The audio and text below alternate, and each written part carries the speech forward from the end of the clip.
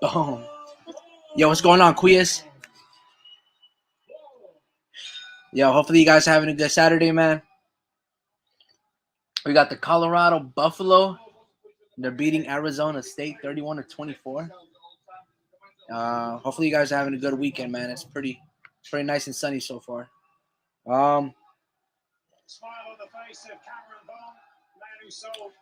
Cameron Vo. Hey, do you have the remote control for this, dude? Because I don't know if I'm supposed to have the fight audio on the background like that. I guess lower down a little bit.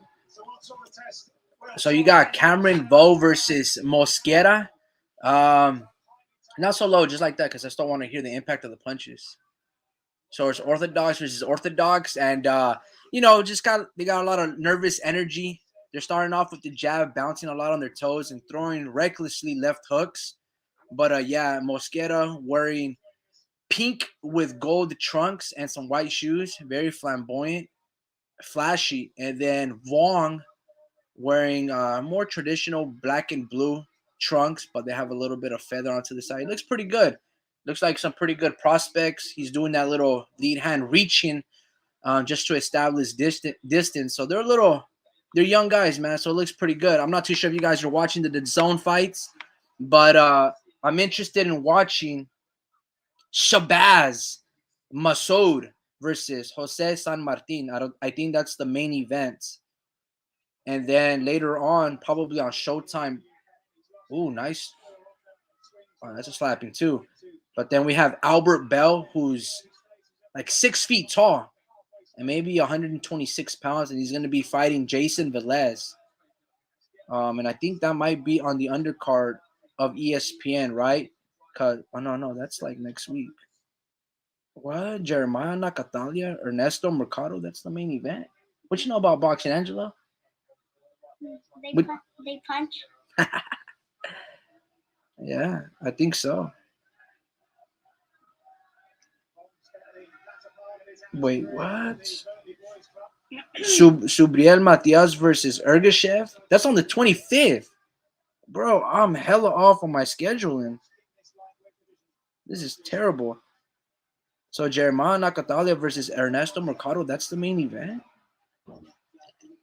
That is insane. And Shabazz Massoud versus Jose SanMartin. Yo, man, why didn't you tell me that Ergashev and Subriel Matias is 2 weeks from now? Not today. No, I didn't know that. I thought Shakur Stevens was. What the hell? I thought Shakur Stevens was this week. So is it like a triple header on the 25th? No. Chantel Cameron is the 25th. Lamont Roach also on the 25th of this month. Bro, I thought it was today. The thumbnail is wrong. It's misleading. Albert Bell versus Jason Velez. I think he's a 126, 130 pounder, like 6 foot tall. People say that he might give Emmanuel Navarrete a hard time. I gotta see to believe it. I don't know about that. Oh, what? Where'd you get that big ass Snickers? From Costco? Thank you. Look at that. Look at the Starburst. What the fuck? Anyway, so I'm not too sure if you guys were watching the opening round between Vuong and Mosquera, but it was pretty good. A lot of nervous energy. Mosquera has this tendency to slap punches. And Vuong just looks a little more polished, probably a deeper amateur background. But the other guy's flashy, man. The other guy's flashy. Look, guys, let me present. Share screen. What's up, queers? Flagged. I don't know, man. Maybe I can cut out the intro. Anyway, guys, I'm not too sure if you guys know so much about Subriel Matias. I'm not going to lie to you. I've heard of the name. I've watched a little bit of fights on YouTube, but I've only seen him in action live one time. And that one time was against his Argentinian Jeremias Ponce, right? Check this out, man. If you guys have not seen the fight, the opening first round is nuts.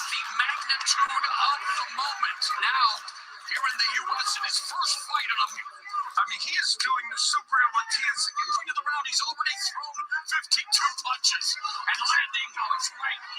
So much we talked about is they do fight similar styles. Matias coming back Just a little preface, guys. Jeremiah Ponce was a knockout artist, more or less. He had like 36 wins, 0 losses, and like 22 by KO. And he was fighting this guy named from Puerto Rico, Subriel Matias. Now, if I'm not mistaken, this guy's like 19-1 with like 19 knockouts or 18 knockouts. He's pretty much got like a Deontay Wilder situation or of a career. But he's much more polished, much more dedicated, and much more of a two-handed fighter than Deontay Wilder. Matias doesn't have like a one-hitter quitter. Like Jeremiah Ponce, these guys throw a lot of punches. But Matias, that guy comes to hurt. At least when I saw him live one time, and this was earlier this year, like around March. Let me get some M&Ms. That was against Ponce. He looked incredible. He looked strong. He had a David Benavidez high guard, blocked a shitload of punches. But Ponce must have thrown like north of 150 punches. And his best punch in the first round were some brutal, nasty-ass uppercuts. Nasty uppercuts. And some of them would actually penetrate the guard of Matias. Check this out. Hopefully they show up here in the Showtime highlights, man. In the first closing in on 100 punches. Talk about a field out. Argentina's Jeremiah Ponce really needs a jab. And the Wow, they didn't really show you guys those uppercuts, but punches and landing on his right. So much we talked about is they do fight similar styles. look at that. Oh my goodness. Have you guys ever seen this fight? And if Showtime ever shows you the full fight, it is a brutal fight. Look, guys. Subriel Matias, in the beginning, when he fought Ponce, I thought Ponce was going to knock him out. I thought Ponce from Argentina, excuse me, I thought he came out very strong, and I was like, bro, we got another Marcos Maidana in our hands where they're just here to throw pinches trancazos, just straight up throwing a lot of punches, man. And I was really impressed by Ponce, but I was impressed by Matias just to stand there, be formidable, and just block a lot of the punches. This fight only went 5 rounds, and Ponce quit on the stool in the 6th round after being dropped. His trainer basically saved him because what was going to resume after the 6th round, Matias was just going to destroy, right? And rearrange the guts and the face of Ponce. You know, the trainer basically saved him because you saw Ponce had quit in him. Now, I've never really seen Ponce a lot of times in his career. I think I only seen him one time, and it was against an Eddie Hearn fighter on DAZN. I can't even tell you guys the name of him, but like I'm not gonna sit around here and lie to you guys and be like, oh yeah, I'm this diehard know-it-all dude. Or, you know, I've been watching Ponce since he was an amateur, and same thing with Jeremiah's Subriel. Like, no way. Hey, Jeremiah Subriel. Bro, that's Jeremiah's Ponce, bro. Nah, man. It'd be like that. That's what I'm trying to say. But, no, man, this fight was amazing. Yo, on your end, do you see it? Like the screen? Because sometimes you guys be like, it's not screen sharing, bro. In the first closing in on 100 punches. Talk about a field out. Argentina's Jeremiah Ponce. Man, bro. Sometimes they don't make them out like this no more. That fight, when was this fight? Yo, what's going on, Vince? Thanks for tuning in, brother. This fight happened earlier this year. I want to say around March. I think around March, Subriel Matias, right? And Jeremiah Ponce, they met. Actually, I stand corrected. They actually fought in February. So I was pretty close. February 25th is when they fought. Let me see on the YouTube if they actually have the full fight. I'm going to put full fight. It's because this dude, AR or Air Highlights, full fight. Let's see. Okay, so Showtime, yeah, Showtime is so fucking garbage, bro. They never put out the full-length fights. But they put out Matias versus Hawkins. I seen this fight. It's actually a really good fight, too. Look, man, there's only a select few of fighters in the sport of boxing that come to hurt, right? And the person that comes to hurt, at least when it comes down to mine, that have like that Mike Tyson, just I don't know how to explain it to you, like disregard for another human being. That's the type of energy when I watch Subriel Matias. That's who I envision. Every single fight that I've seen, this dude just brings the hurt business out of it. Marco Antonio Rubio, here is a bit of Kazakhs who reside here to support Jukembayev. Here's a right hook on the top of the head by Jukembayev. So in this fight, just for you guys to know, Subriel Matias is 16-1 with 16 KOs, and he's fighting this guy named Jukembayev. And I don't know if you guys can see it on the bottom right corner, but he's undefeated, 18-0 with 14 KOs. This was a really good fight, man. There's a straight left connected by Jukembayev. Right hook. Oh my goodness, he backs up Matias. Gains behind what he throws. There's a right hook connecting for Jukembayev. Woo! You saw that? Oh no, well, because see, he does get hit a lot. Matias does get hit a lot because he stands the ground, and in his pocket, he's always right there, and he's always looking to engage, which is, Love it. yes, I love it, but it could also get him really in trouble. Like, let's say maybe he doesn't see the uppercut and he gets his nose busted. You don't really want that, especially in the early round. But it's also really good to stand your ground, right? Because you're always in the firefight, and you get to know how hard that guy hits. And if you can take his punches, boom. This one has the ability. And I wonder if that guy Jukembayev is a Joel Diaz fighter, because that's usually like the pipeline connection that they have, like Egas Klimas and Joel Diaz. Because all the belts are held by Josh Taylor, unified the division last week. So Josh Taylor, the kingpin here, 140 everyone, and has their sights set on him. This one is scheduled for 12. Look at that punch selection, bro. It's like very very creative from both guys, actually. You see right there? That lefty Juke. I'm just calling him Juke. He threw probably like 6 straight left hands. No jabs off of it. Amazing, bro. Look at this. 2, 2, 6, 2, boom, 4, 4. Amazing. Matias has been able to get past that bench. Some guys cannot. Nice one too, man. Look at Now that. he's taking on Jukembayev. When it comes to fighters that Manny Robles has trained. Actually, the commentator, he just stated that that was a Manny Robles fighter. Look, man. Subriel Matias fights in 2 weeks. I don't know how popular he is in the island of Puerto Rico. I don't even know if he's based out of there or he's based in Florida or New York. But that guy comes to fight, man. And there's only a select few of fighters like Subriel Matias that exist right now in the state of boxing that is a champion, that they don't get hardly any recognition, any promotion, and really a big following of a fan base. You know, there's the Tyson Furies of the world, you know, that put on these dramatic shows, that do these impeccable press conferences and build-ups, right? They talk to rah-rah. They say a bunch of controversial things. And then there's those quiet, seek and destroy guys like Subriel Matias. He's fighting another undefeated guy in Ergashev. Now, I'm not going to sit around here and tell you that I know who Ergashev is. In fact, this is going to be my first time watching an Ergashev fight. Maybe a second time. But I don't even recognize the name. I usually will recognize the name because I like betting and watching these undercard fighters. But I've never even heard of Ergashev.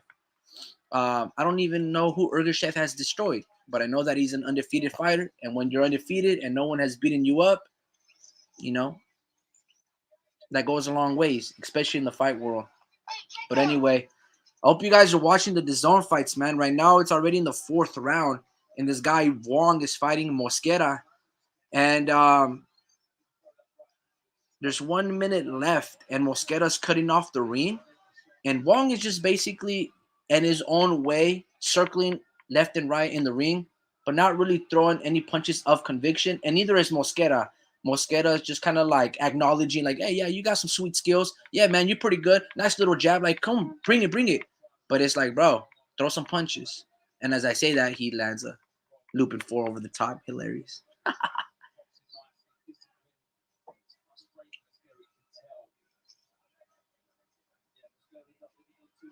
So they're just posturing. Just Wong throws an up jab. He misses. Mosqueda has busted lips and he is bleeding from his mouth. It's got a little bit of inflammation and swelling on both sides of his eye.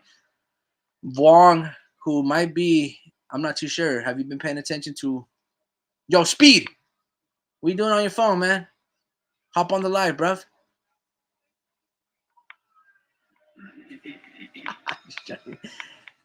All right, it's the end of the fourth round. Mosqueda's walking to his red corner with his flamboyant pink and gold trunks. And his trainer's like, you got to get it together, man. You're getting your ass beat. Why the fuck are you smiling, acknowledging every time he hits you in your face? You're not slick. This isn't any showmanship skills. You're just getting your ass beat. That's what the guy in his corner is telling him. And Vong's trainer is basically telling him, like, look, dude, you're working that jab. You can knock this guy out if you just fucking let your hands go, piece them together apart like some Roy Jones combinations. Don't just throw a jab out there and then circle, walk him down, hurt him. I mean, I think that's what they're saying. I don't know. What are you playing, bro? You playing Fortnite? Nice. Is it still linked to my account? Huh? Yeah, it is. So the guy's saying basically don't square up, don't fall into the distance. When you shoulder roll, don't lean in forward, baiting, which is pretty smart directions. Vaughn comes out with a 2-1, misses him. Mosqueda ducks it. He starts popping his own jab in his own right. Looks like Mosqueda has found Vargas Bros on the zone. Then says Vargas Bros on the zone. Are they fighting tonight? No.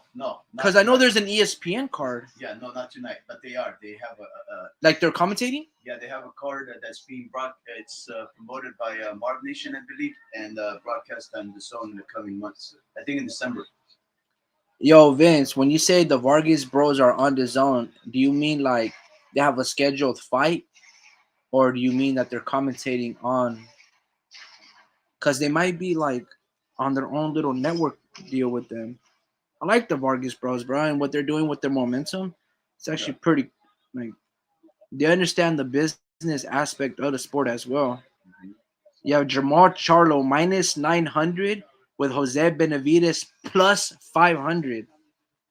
Damn. For a guy who's been inactive for 3 years, Vince says in Long Beach, I thought they were fighting tonight. It looks like they had their press conferences yesterday. Interesting. And the thing is like they're pretty big enough where you would come out on the betting odds, but I only saw Shabazz Massoud versus Jose SanMartin, and then Alberto Bell versus Jason Velez, Ermor Garcia, Stephanie Silva, and Jeremiah Nakatalia versus Ernesto Mercado. Then says I may be wrong. And then next week you have Emmanuel Navarrete versus Robson Conceição, Shakur Stevenson versus Edwin de los Santos, Liam Davis, Richard Riakporhe, Nick Ball, Isaac Dogbo. Yeah, I don't see them. Wait. There was some news. I'll hop on in a minute. Ryan Garcia versus Oscar Duarte, Andy Cruz versus Hector Tanahara. Yup, the zone has it tonight. Wait, so there's a fight with the zone? Fernando Vargas Jr.? 11-11. The zone boxing debut this Sat. 11-11. He's gonna lose. What the hell? Let me Why check. is he I'll going hop on like right this? now. Yeah, I'm not too sure why Mosqueda is sticking out his tongue. It's very backwards. It's like, bro, if you had that same passion and energy that you have in your theatrics and to throw in conviction of your punches and land on Wong rather than just showboating, sticking out your tongue and just playing Matador, he would do much more better. I don't ever really understand the masochist boxer that's just like, bro, come and bring it. It's kind of like a Ricardo Mayorga, but without the offensive tactics and prowess that he 6 has. p.m. It's on ESPN? No, 6 p.m. Guyana versus Figueroa is the main event. Oh, wow. And you said this is on Marv Nation? No, it's I think it's Marv Nation promoted the event, but on the zone. Huh. So instead of Marv Nation going to fight app. I think they're doing Ergashev trying to gain some space. Chopping left hand high. Matias coming forward. So I really thought Matias was gonna fight Ergashev today. There's a left to midsection by Ergashev. As we have 60 seconds to go. Yo, it's locked? Oh, hey, they're locked. Always So- veterans. oh, yeah, that's right. So yesterday was Memorial, today's Veterans. He can do it Yeah. online, too. He can set up his bank account online. Yeah. And he might, I guess you can start that off. I'm not too sure. Yeah, Mo, I would say probably go ahead and try to do that, bro. Maybe on your online, bro. Just download the Chase app. Matias digging his body downstairs to Ergashev. So one of the things that if you guys ever, I don't even know, bro. I'm just kind of flip flopping. You know what I mean? I'm kind of like, look, man, I got a short attention span. All right, I got ADD. I have to like fluctuate between both things, man. I don't know. You can ask him, but he had a little bit of an attitude, so I said, "You go figure it out yourself." Yeah, I know, man. With that attitude, he got mad that I called you little man. Hey guys, I'm doing here live, man. There's like a 4-way conversation going on. 90 seconds. No, but it says so on the internet. Yo, guys, so on the fight of the zone, you got Wong going into the last round with lead over Mosquera.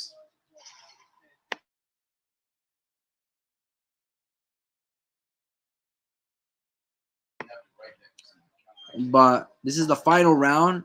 No one has been knocked down or dropped. There's not any excessive bleeding either. Mosquera is relatively pretty big. He's got a good defense, but he doesn't really have like an offensive.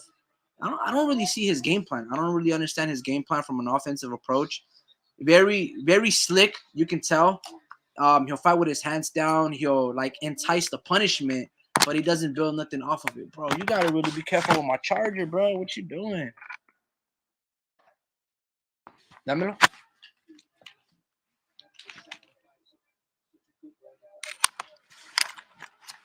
But yeah, you got 1:30 left on the ticker, and Vong is just, I guess, more or less piecing them apart. I mean, you show the different level of class, right? And Mosquera, like I said, he does a good job standing there and enticing the punishment.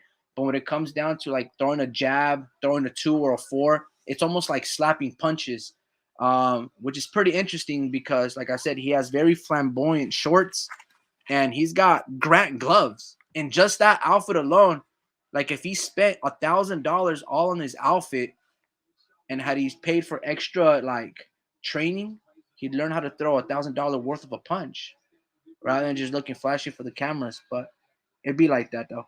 I'm gonna put you in the phone. All right. Yeah, I'll go with you right now. Like I said, it's probably already dry, man.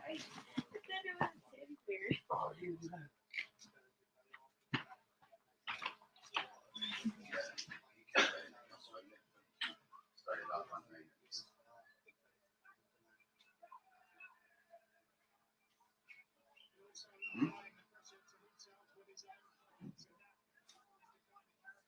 Ready, baby.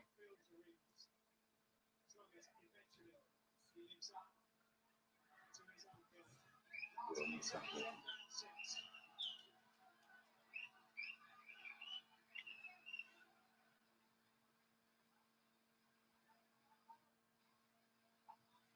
Hey guys, you guys want to eat pizza? I'll buy stuffed crust pizza. I'm pretty hungry, guys. Guys? Nah, just fucking around, guys. Oh man. No, some pizza sounds pretty good right now, though. All right, sorry guys. Apologize for that little dismissal without any warnings. Let's go back to Subriel Matias versus the homie Juke. Let me share the screen. Pushes him off. He enjoys this. Speedside fighting there by Matias. There's a straight left. So as you guys notice, even though Subriel Matias does a lot of head movement and have a good high guard, he does tend to get hit a lot. And that's usually what happens with fighters when they're trying to build their offense as well. And here's another thing. These guys that Subriel Matias is going up against, they're no bums. These guys, I feel like if there was ever a fighter who's doing all the groundwork and fighting undefeated fighters after undefeated fighters, that is Subriel Matias. He's fucking cleaning up the 140 division.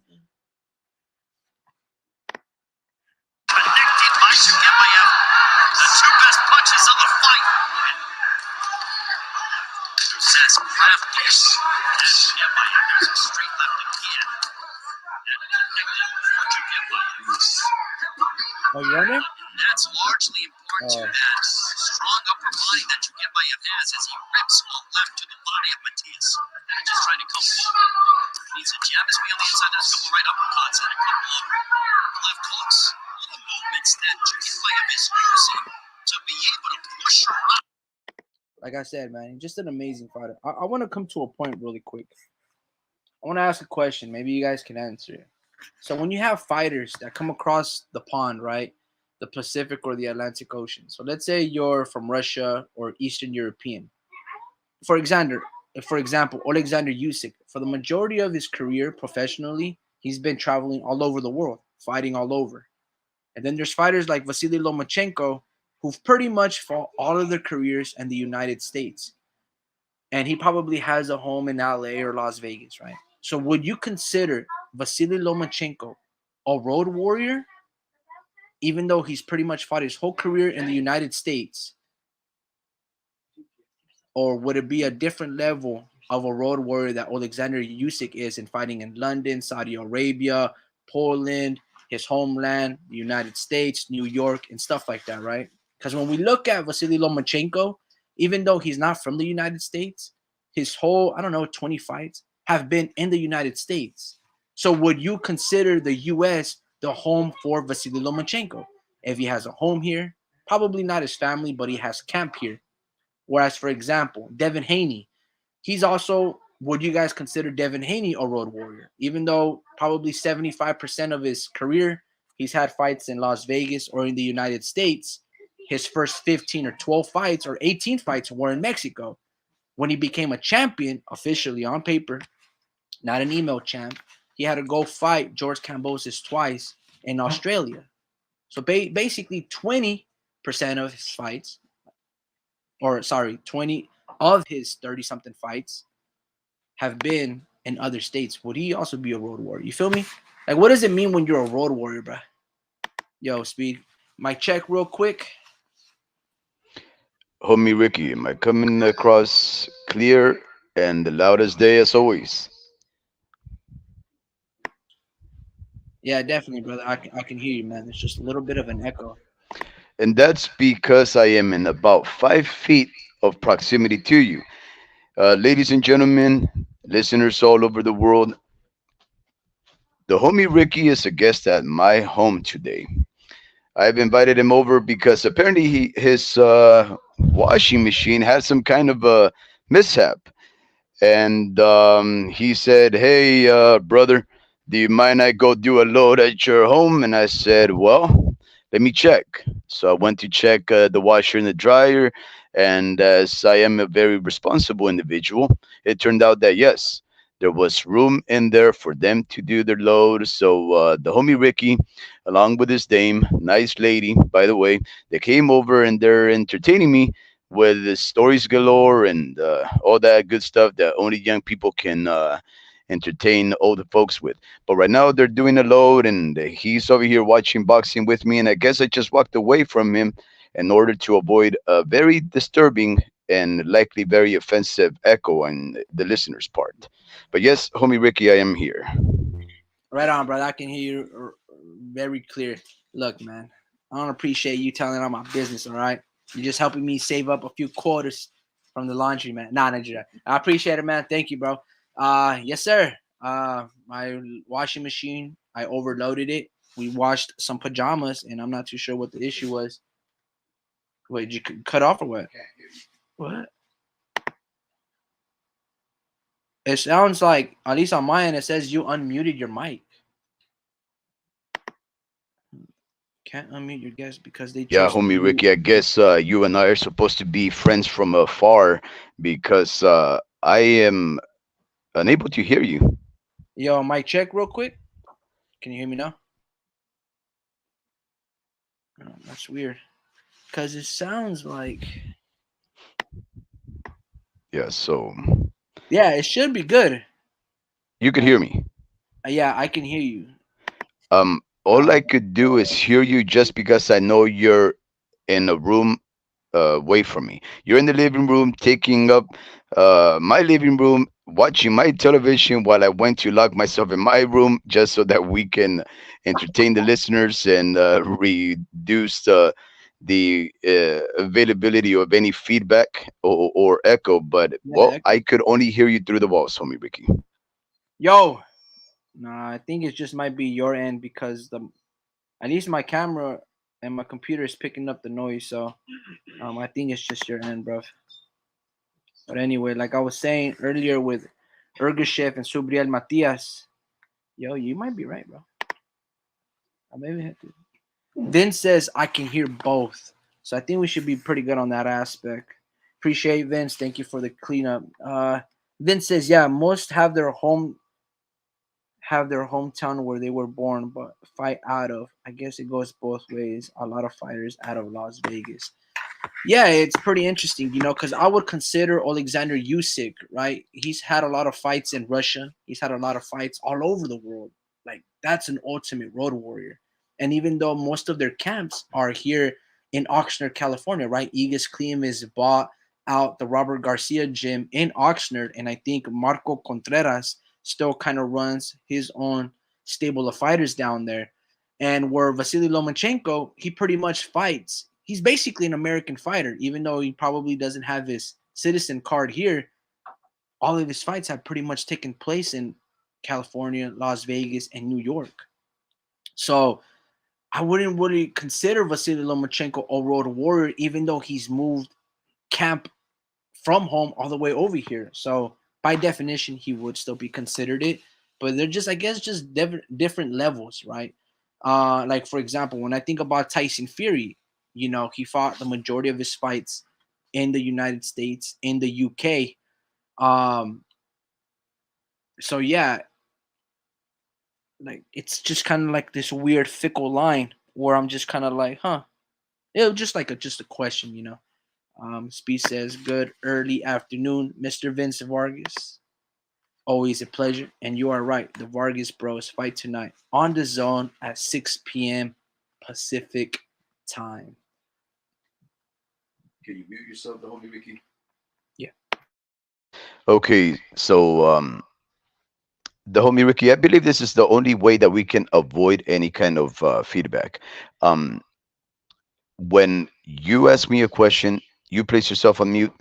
I come off unmute, and then I respond to you. And then once I'm done, I guess we'll do like that Roger kind of thing, so that we know that it's it's your turn.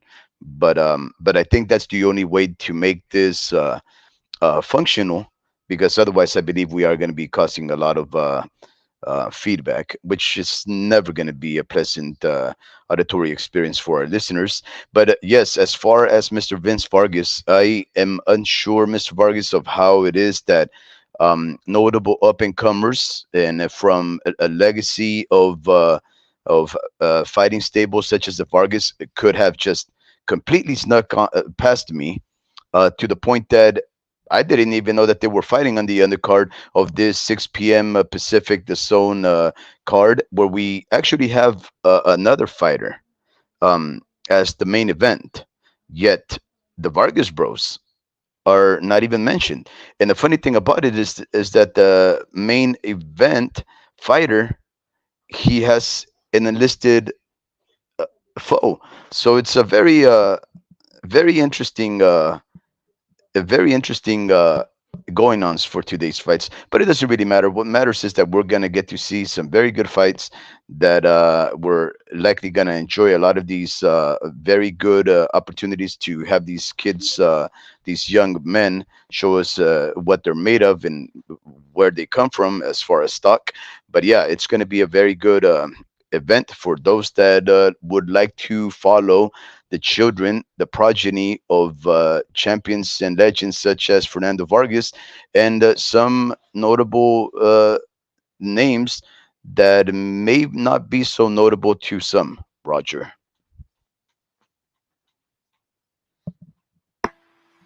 So when you say Roger, that's cue for me to start. Yes. Yeah. Oh, okay, for sure.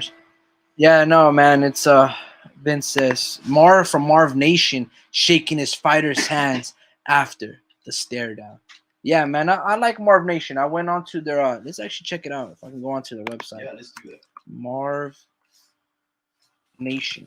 And one of Marv the Nation things is a good man. He's a hustler, but he's a very reputable businessman. you're on mute. Yeah, but Oh, okay. And one of the things when you go to Marv Nation Promotions, their page, check this out, guys.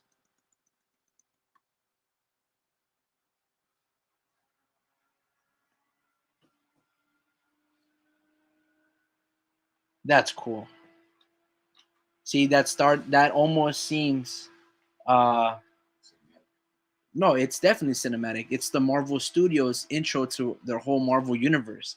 So kind of like seconds out from the YouTube channel and Marv Nation, they basically show a collage, right, being tracked down from up and just splicing it up a bunch of segments, and that's how they promote their website. That shit is dope.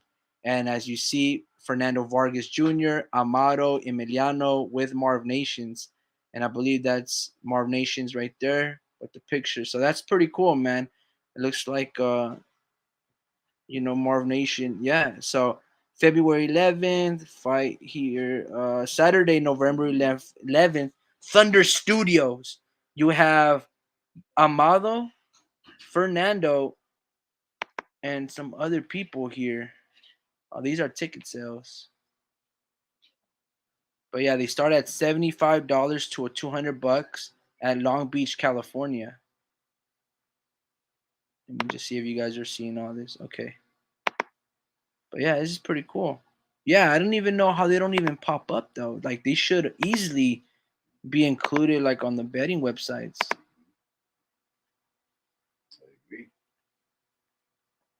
And then our fighters, they have is that Yocasta Valle? Yup, it is Yocasta Valle. Fernando El Feroz Vargas Jr. Marilyn Badillo, she looks like 6 years old. And then Joseph Abudi. Abudi. Abudi. I don't know, man. That's pretty cool. So he's got 4 fighters.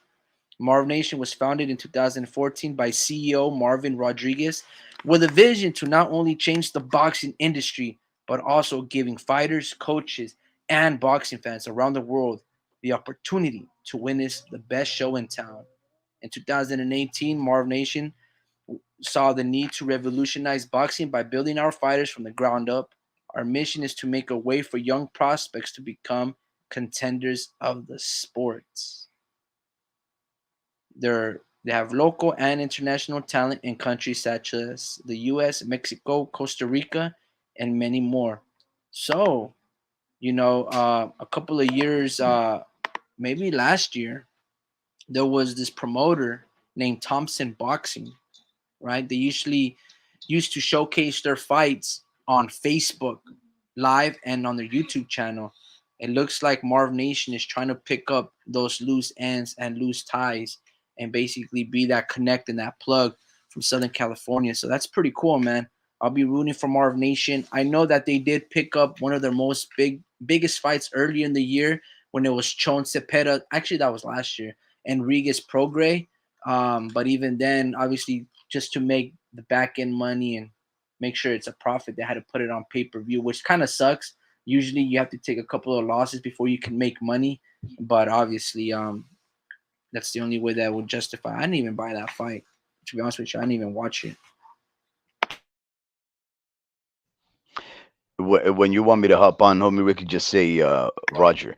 But as far as that, the homie Ricky, I did pay for that event, and he's saying I didn't, and um and the thing is this: Marv Nation really took a gambit on that fight right there, because what you got to understand about fighters such as Riches Progra and Jose Sean Cepeda is that if you follow these weight classes, 140, which is not necessarily a glamour weight, but though it was making noise when when we had the world series of boxing having that tournament where all these top contenders at 140, men such as Regis Progra, Josh Taylor came out of that. That's the reason why that fight was the one that Mr. Marvin decided to wager money on as far as his very first fight uh, that was gonna put the Marv Nation brand out there, and he ventured out to make it a pay-per-view because, of course, when you have notable fighters such as these guys that are asking for proper recompense. I think the whole bid came out to be 2.4 million. That meant that these fighters between themselves shared likely close to $1 million each for one of the 140 vacant belts that became vacant when Mr. Josh Taylor decided to take a 2 month break from boxing and get married. And Josh Taylor, he had become undisputed, and in a matter of, I would say, what, homie Ricky, 9 months, he had been stripped of three belts, and only one did he retain, which is the one that he contested and eventually gave up to Teofimo Lopez Jr. Now, I'm not too sure if that Marv Nation event sold well. Like the homie Ricky said, he himself did not pay for the fight. I did. And I believe it was like $30 or something. It was a fair amount to ask for a fight that did not start superstars because Rejay Progress in no sense of the word a superstar, and especially Jose Cepeda is definitely not.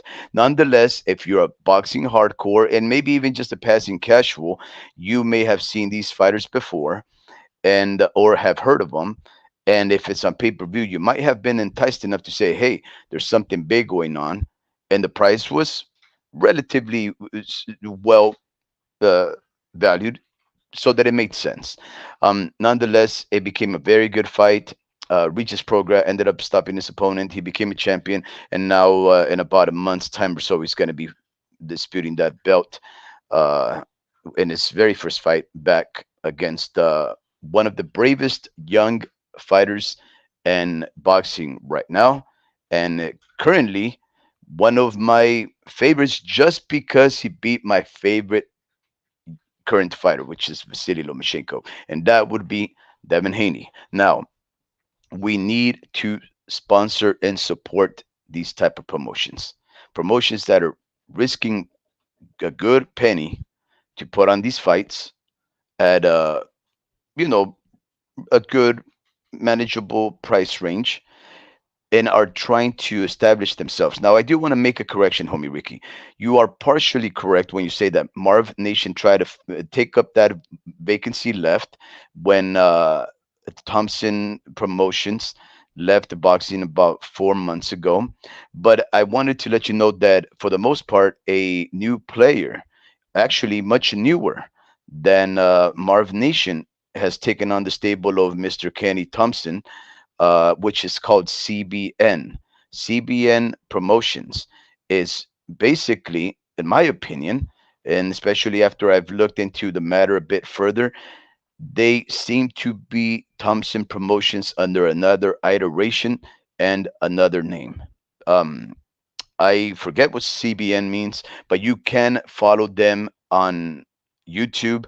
But I lament to say that they've had two events so far, going on their third, that has not been broadcast on YouTube.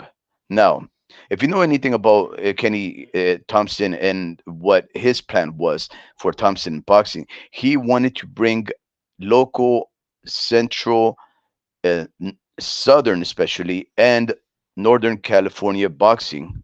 He wanted to bring it to the masses and especially keep it here to the state of California. But if I'm not mistaken, he also had history and putting up fights over there in the state of Oregon, and basically just the focus here on the western coast of the grand United States of America.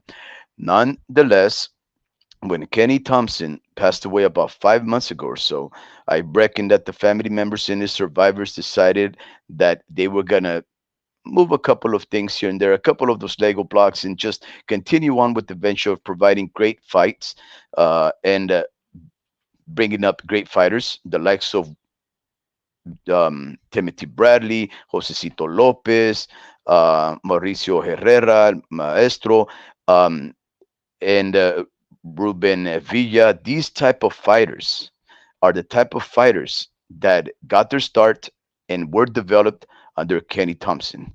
And so this is it would be a shame if CBN filled that void, and Marv Nation obviously is taking up some of that slack right there. But I just wanted to stress my disappointment so far to some of your workers, your personnel, to let you know that you've dropped the ball and that this is not a good start for the revival of what I know is Thompson Promotions by another name. Roger.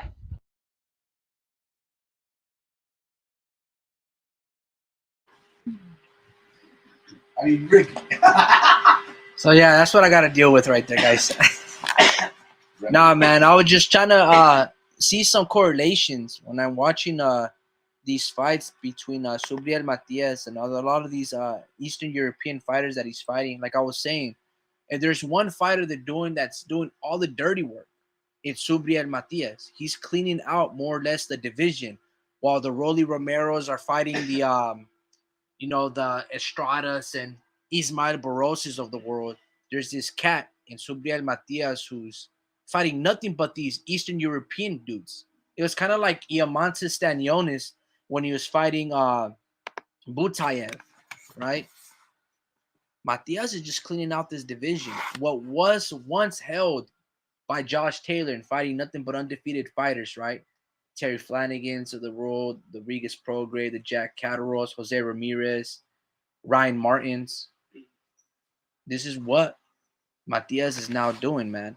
But honestly, I thought there was some segments that Roberto Duran would fight, but nah, man. I think Matias is just more like David Benavidez. Honestly, high guard, nice inside fighting, positions certain fighters with his forearm, pushes off a little bit, and just throws amazing hooks to the body in very close, short distance, which is a very difficult thing to do because you tend to smother your work, given how long and rangy Matias and David Benavidez are in relationship to space on the inside. Like when I look at Subriel Matias, I just see another David Benavidez, which means hurt. That's it. Oh, let me see if you guys can hear this. That right hand. Erupted in anticipation for what they hoped to standing in the pocket and actually coming forward to David Benavidez. The fuse has been lit. It's an atrocious. Honestly, like that little twitch reflex, left hook, right hook, top to the body, bro. That's Matias, bro. That's Matias. Hold on, that's Ergashev. That's Matias. They fucking fight exactly the same. With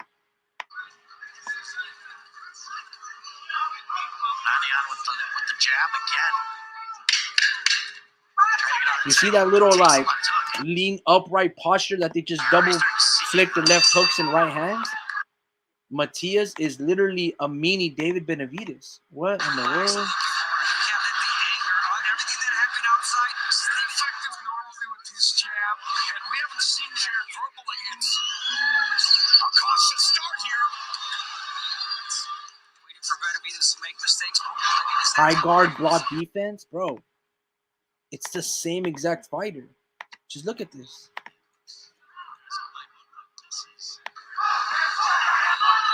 But 5 of his shots have been power punches. He's 26 of 68, 38% connect percentage in the power punching department. That's David Benavidez. Here's a left hook. Bro, it's by the same Matias. exact guy. Matias throws with heavy power, and that's another fly without a doubt. There's a left hook to the body by Matias. That's David Benavidez. We're down to Baba. There's a left hook. And down. Look, let me show you guys this impeccable punch sequence, right? David Benavidez and Porky Medina. It's the exact same thing. Watch this. Porky Medina. Rogelio Medina.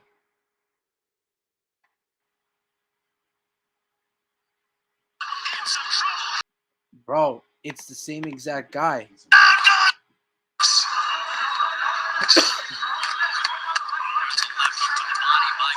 Matias. Matias is trying to wear down. There's a left hook and down. And I don't know if you guys can hear properly, but those things sound like little shotguns. Bro, it's the same exact fighter. The way that, because they throw a lot of nothing but shoulder and arm punches. They don't really use their hips. They don't really roll with punches. They just boom, boom, boom. Da, da, da. Oh, man. It's incredible. They're the exact same fighter. Even the way they block, high guard, catch, and shoot. That was scary. Bro. Anyway, I wanted to show you guys something before I get flagged and taken down, like always. You got Ergashev, right? Doesn't Ergashev right here? So they were showing that he has over 250 amateur fights. Ergashev fights or reminds me a lot like Camarón Cepeda, even though they're both southpaws and the white trunks. These amateur numbers here real quick because he's fighting like the last Ergashev, 250 amateur fights, as Barry said. He's fighting an undefeated cat right here, Fox. Says he went 40 and 60 as an amateur. Ergashev got a little bit wild early on here, but so far Fox has not been able to keep him off at all. Yeah, that's almost like his brother. No time. That's what I said at the beginning. This is where Fox needs to try to survive and to find a way to get over these first 3 rounds. I'm not gonna lie to you. If I were to tell you that guy's name is Camarón Cepeda, you would almost believe me. Check this out. Camarón Oh, but he would have thrown like 4 Cepeda. times more punches, bro. Well, I mean, that's just the first round. Close, ready? Matias plays in a couple of big bombs. These angles will really hurt. What do you think? Body shot there by Jojo. Another right hand from Diaz. They looked exactly the same. Look how they throw their punches, except obviously when you watch Ergashev, he has much more conviction and he's obviously bigger and much more muscular. There's a good right hand. Fox is not able to get a track at all. And as you guys can see, Fox is like 6'4". The tall ass guy. It looks like fucking Sebastian Pandora at 140 pounds. He's establishing something, I think, by fighting the way he is. Yeah, he's so tall. Fox needs to keep moving. Give him an angle, stay out of the ropes, stay out of the corners. Came to the inside, hold him, just walk him back to the center of the ring. Well, Zepeda is naturally nice too. Zepeda is usually the bigger guy in most of his fights, like in terms of the taller guy, right? This guy's fighting a guy who's probably like 5 inches taller than him. Look, man, the reason I juxtapose Ergashev versus Subriel Matias, obviously, because I got my dates wrong. In 2 weeks, they're going to fight. I thought it was tonight. That's why I was excited. So It's eager. literally the reason why I came over to use your laundry machine, man. But nah, man, Ergashev reminds me a lot like Camarón Cepeda. And when I look at Subriel Matias, for those that don't know, he fights a lot like David Benavides. You would almost think they're the same fighters. They throw a lot of arm punches, a lot of flicking shots with a lot of power and strength. But they don't necessarily have that one hitter quitter, but it's just an accumulation of punishment. Man, these guys just come to hurt. Bro, this is amazing. I'm excited. But yeah, what we're supposed to do and talk about Massoud, he's fighting right now. Oh, let's do it. All right, guys. So we got a little carried away, like always, and we have this guy. I believe this is the main event that's happening in the UK on the Zone. You can volume it, man, just to hear a little bit of the audio. But you have Massoud fighting SanMartin, and Massoud is a southpaw, and he's fighting SanMartin, who's an orthodox fighter. The best way that I can describe SanMartin is right now he's cutting off the ring, but lunging, throwing a straight right hand over the top or a right straight, just to cover the distance on Massoud, as he's doing a very good job peppering and picking his shots from distance off the southpaw stance. He's feinting in between. For those that don't know what a feint is, it's basically like a twitch that you throw either with your hands, with your feet, to give the impression that you're going to attack. You bait them to throw something, you step back, and boom, boom, boom, you counterpunch. But also the beauty about feinting is you also change your rhythm and you offset the other guy's timing ability to counterpunch you.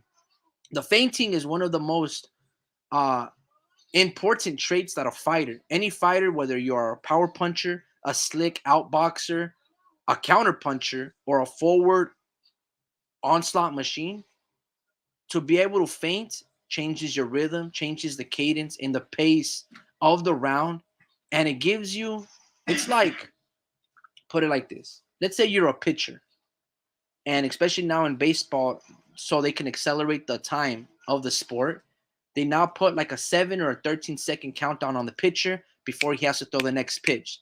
Because, nobody wants to sit and watch a baseball game for 8 hours, right? So they want to keep it under 3. In order to do so, they put a pitch clock on the pitcher so he can finally throw the ball and release it.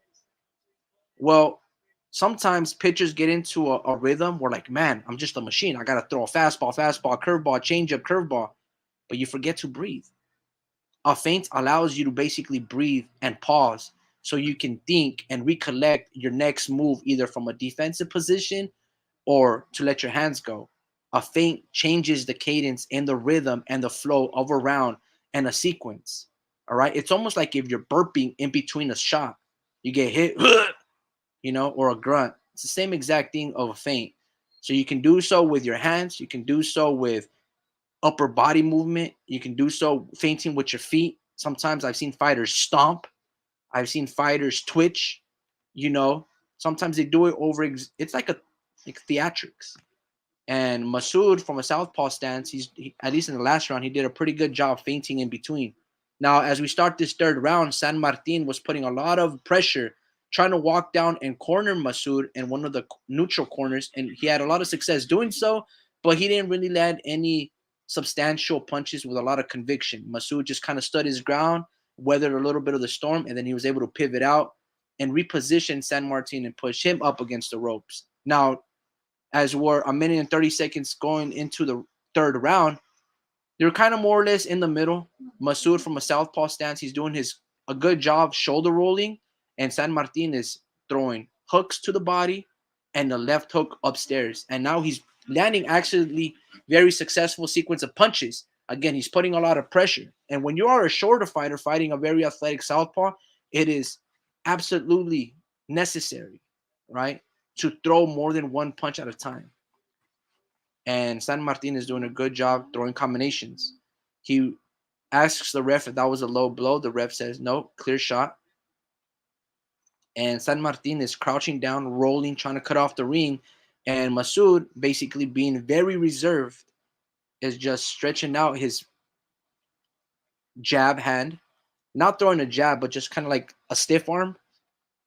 And that's exactly basically what they've been doing for the last 2 minutes. Nothing worthy of substance. Massoud pushes off SanMartin, throws a 2 to the body. He slips back and makes SanMartin miss his own 4. And he's just peppering with a jab, throw a 2. SanMartin throws a couple of good body shots. Obviously, this is not Massoud's game. He does not want to exchange punches with SanMartin. And SanMartin's doing a really good job this round, actually. Nice jab over the top from SanMartin. He is a shorter fighter naturally, so he has to cover up that ground with the arm length and the height. Feinting, throws a lead 4. Nice 2-1 over the top from SanMartin, lands a jab. I don't know, man. I would say SanMartin won that round just basically off body language. Putting a lot of pressure, wanting to implement his fight. Massoud is right there with Ben Davidson, his trainer, and they're basically talking about, hey, man, what's going on? He goes, no, nothing, man. He just gave me a different look, throwing a lot of punches. I'm circling well. I understand what he's doing, and I'm doing really well. Now give me some water. Ben Davidson saying, look, he's engaging. He's throwing a little more of a fast-paced rhythm. I'm doing good. Massoud is like, bro, give me some water. I'm thirsty. You saw me running a lot. Dude, like, come on. I need some Vaseline under my right eye. There's a little bit of a swelling right there. Come on, dude. I got soft skin. Put me some Vaseline.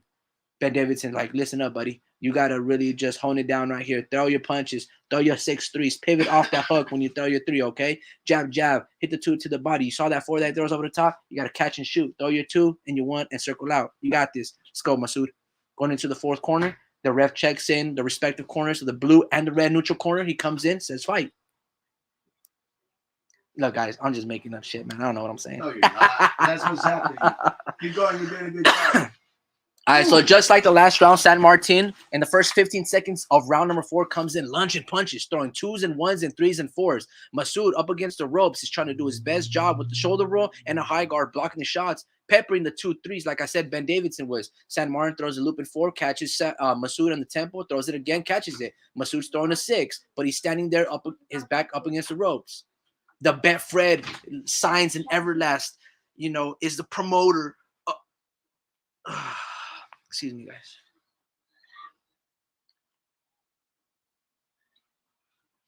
Nice circling from Massoud. But SanMartin, nice jab from Massoud.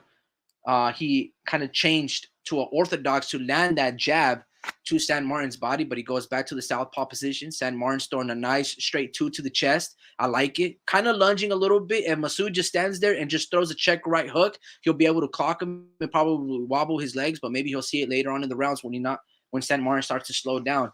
Nice feint from Massoud. SanMartin respectively puts his hands back up, anticipating the shot that never came. Massoud's trying to throw these 2 to the body, but it's very ineffective as SanMartin is continuing to lunge forward.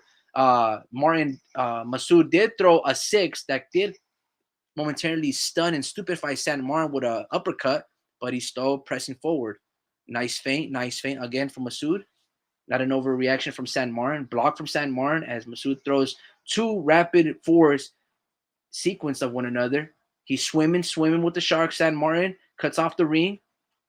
Is not able to land nothing but slapping shots in terms of the 2 and the 4. And Massoud off the southpaw gets cornered. Does a nice shoulder roll with the punch. Little sloppy in exchange there, but there's no clinching. And this is what I like to see. Just standing in the pocket and just trying to be very reactive to try to catch and shoot. Massoud throws 4 up jabs. None of them land in sequence. Throws a 6 and a 4, but he's still finding himself up against the ropes where SanMartin is still throwing smothering shots. Nothing really landing a flush.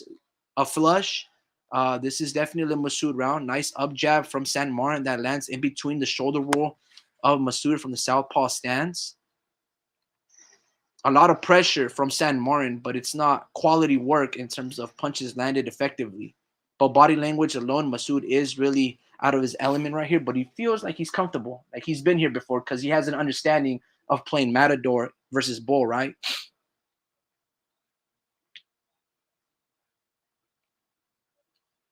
10 seconds left going into the 4th round. SanMartin tries to dial up the pressure with 4s and 3s and 2s and 1s.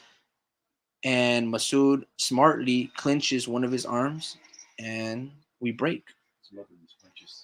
Yeah, he did smother his work a lot. That was a Massoud round. I don't know who won the first 2 rounds, but I'm guessing Massoud. So probably 3-1 going into the 5th. Yeah. Probably. No, that's SanMartin. He's smothering his punches, and the other guy's in the shoulder roll. Yeah, So it's very tough. So the difference, though, I don't know if you guys are watching the fight here, but SanMartin is doing a pretty good job of cutting off the ring. He has like this perro angulo style where he's putting a lot of pressure. But as you corral and put the pressure on the fighter and you have him up against the ropes, trapped, you have to kind of step a half step. So now when you throw your hooks and your 2s, you're not smothering your work, especially when you're fighting a southpaw. The best case example that I can give you guys is when Canelo fought Floyd Mayweather. He was all over the place, right? Throwing punches and they weren't hitting nothing. Conversely, 5 years later, maybe 10 years after the fact, when he goes and fights Caleb Plant, what is Canelo doing? He's being very patient, very methodical. He's throwing his 2s, throwing his 4s, throwing his 3s, and hitting the bicep and arms and chest. And even sometimes he'll stiff arm his jab, leave it there, pushing up on Caleb Plant's face, contorting his body, and he throws his 4 and hits Caleb Plant on his hip. That little backstep retreat allows you to do that. SanMartin is doing his best version of Perro Angulo, trying to put his head up against Massoud's chest to be able to well punches on him, but he's being very ineffective because he's smothering his own work. Again, going back to feinting, if SanMartin incorporates a little bit of more feint, he's able to land. But right here, as I say that, he's popping this very awkward 4 over the top, which kind of comes at you like a straight 2, but it's really a 4 because he's hooking it over the top. Similar to tomahawking a punch, which is like a 12-6 fist forearm, but he's doing it off a 4. And he's actually landing pretty good on Massoud 10 seconds ago. And then now Massoud is actually biting down on this mouthpiece using his head to create distance and popping some 6 3s and 4s around the ear of SanMartin. A lot of action going on, but these guys are in shape, and it's early in the fight where they're not fatigued. So maybe later down the road, maybe a tempo shot, maybe their hands drop down a little bit, maybe they get wobbled, maybe they fall down to the ground.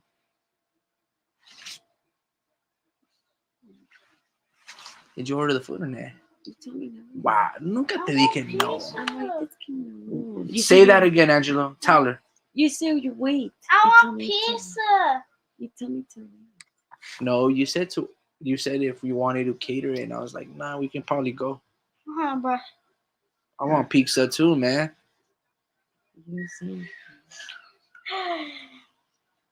So it's more or less SanMartin is doing his best to try to hit anything and everything in Massoud, his arms, his hips, his body. But Massoud has a very good shoulder roll off the southpaw stance where he's catching a lot of these punches on his arms. If you were to focus and zoom in a little bit, you would see a lot of redness on the biceps and elbows of Massoud. But Massoud is doing a great job of doing his Amir Khan impression where he's backpedaling and using his athleticism and his Bambi-like legs to really squirm himself out of these moments and of frustration or duress and just smothering SanMartin. He's doing a really good job, and SanMartin really just can't do anything from the offensive position, even though he's got Massoud cornered up against the ropes. Oh, as I say that, he lands a jab over the top of the shoulder. Massoud tries to put his chin back into the shoulder pockets and land his own 2s and 4s on his own, but SanMartin's coming out strong to close out the 5th round. Throws a lot of 4s and 2s and 1s. Oh, nice 3-4 to the body, and the round ends.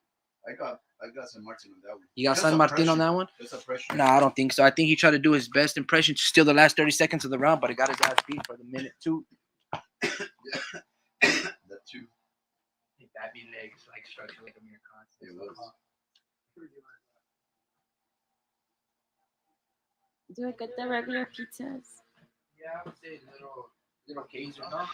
If anybody can hear me, just report whether or not there is any kind of feedback or echo, which there is. I'm sure of it. Nonetheless, I would like to stress that the homie Ricky is doing a great job at the play-by-play narration, and unfortunately, I cannot do color commentary just due to the fact that I would have to continue to Roger this fella here and interrupt his flow of fight description. And I really don't want to do that because what you are hearing is a very realistic and authentic. Um, Honest rendition of what the fight is taking place like. So as we start the 6th round, 15 minutes have passed by, and it's more or less like a microcosm of the last 3 rounds that we've noticed. As I say that, SanMartin is landing 2s and 1s, and as he does so, he's doing so lunging and coming over the top almost as a Superman flying punch. And as he closes the distance and corrals Massoud into the ropes, he finds himself in a little bit of trouble as Massoud pivots out of the corner, turns SanMartin. SanMartin subsequently goes in between the ropes, and Massoud tries to land a dirty shot in the 6th round. A little bit of we talked about in the last couple of rounds. SanMartin's putting a lot of impeccable pressure, landing a lot of 4s and 2s all over the body and the shoulder. Massoud standing their ground, getting popped with these little punches in between. Nothing worthy, like you're like, oh my God, his head's completely snapped back. No, but it is a lot of frustration punches, quality points that are landing. He's throwing some 4s. SanMartin complains a little bit of dirtiness in terms of elbows and pushing up on the forearms to create distance that Massoud is doing. The ref acknowledges it and tells Massoud, knock it off, fucker.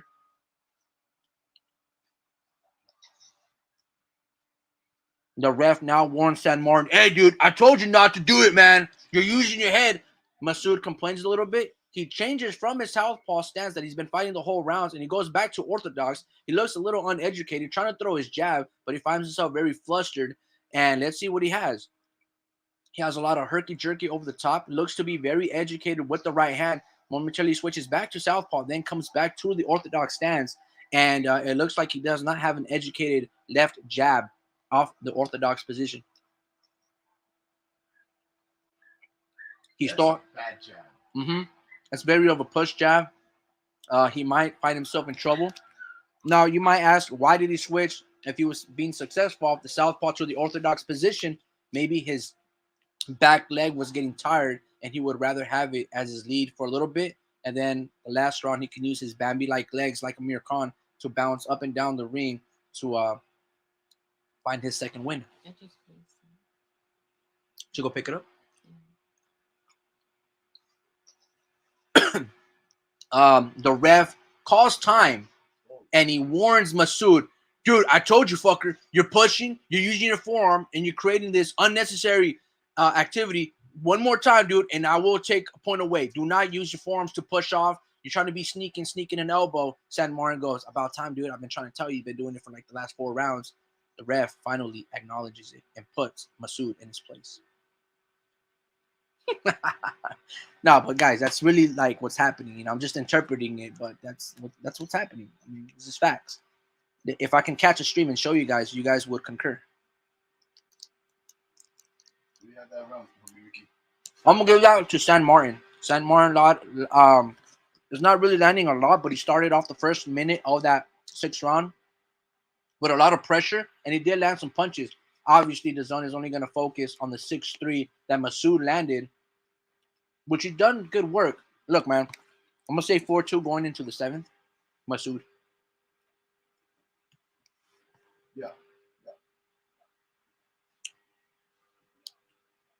And the one thing that clinched that sealed it for me on this last round is that the other guy went Massoud turned orthodox, and that's when the other guy started getting the better punches. Yeah, I agree.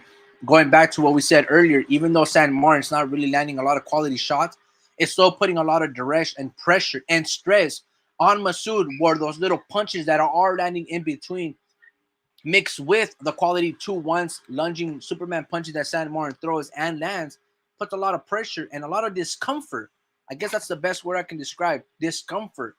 That SanMartin is doing so with his applied pressure that finds Massoud switching to orthodox out of his southpaw stance. So now you can basically start to understand and realize maybe this is SanMartin's fight in this second half of the fight. As we start the 7th round, going 30 seconds into the round, it's more or less, again, a microcosm of the whole fight. SanMartin doing his best to put pressure and putting Massoud into the ropes, and he wails punches and his combinations. But Massoud's shoulder roll is doing a great job of catching the punches and shooting in between with his 6s and 3s. These are some well-schooled fighters. I know Massoud is probably, the in-house fighter, the Eddie Hearn promoted fighter, the Matchroom connected fighter. But SanMartin's giving this guy a really good run for his money, especially at the age of 49. I'm just joking. He's like 29 years old, guys. Come on, bro. I don't know how old is he. I was like 49. He looks a good 49. I'm in the 40 going into the 7th round. Massoud is throwing a lot of his jabs, kind of like a stiff arm, Nice long arm. Yeah, if I can, he's using his, he's doing his little crafty move that Shakur Stevenson uses against Shakur Stevenson, where it's kind of like a jab, but it's a stiff arm, kind of leaving his hand out there. To be honest, that's illegal. But if you're able to offset the timing of it, it looks like a push jab. Obviously, SanMartin, since he has his chin tucked down, a lot of those, stiff arms are hitting the top of his noggin, like the top of his dome, where his hairline is at. So it's not really affecting him, but it is still a illegal move because you're able to use your lace and really scuff up and mark up your opponent's face. When Massoud closes down, he does use his head to push SanMartin up, and then he'll sneak in a 6-3. But in this round, Massoud is he went back to southpaw, and he's having a lot of success with his 6-3s, especially those 6-3s, poking to the body, to the abdomen, to the solar plexus, coming back with the same hand, the left hand, and popping an uppercut to switch the rhythm and the 3. So now he's showing a little bit of his class and showing that he's ambidextrous. I can fight southpaw, athletic. I can stand my ground off the orthodox stance and throw my 2s and 4s. SanMartin a little perplexed, still maintains his high guard and the same attitude of putting a lot of pressure and corralling you up against the ropes, but and still throwing hard punches, I might add, but not really landing anything worthy of note.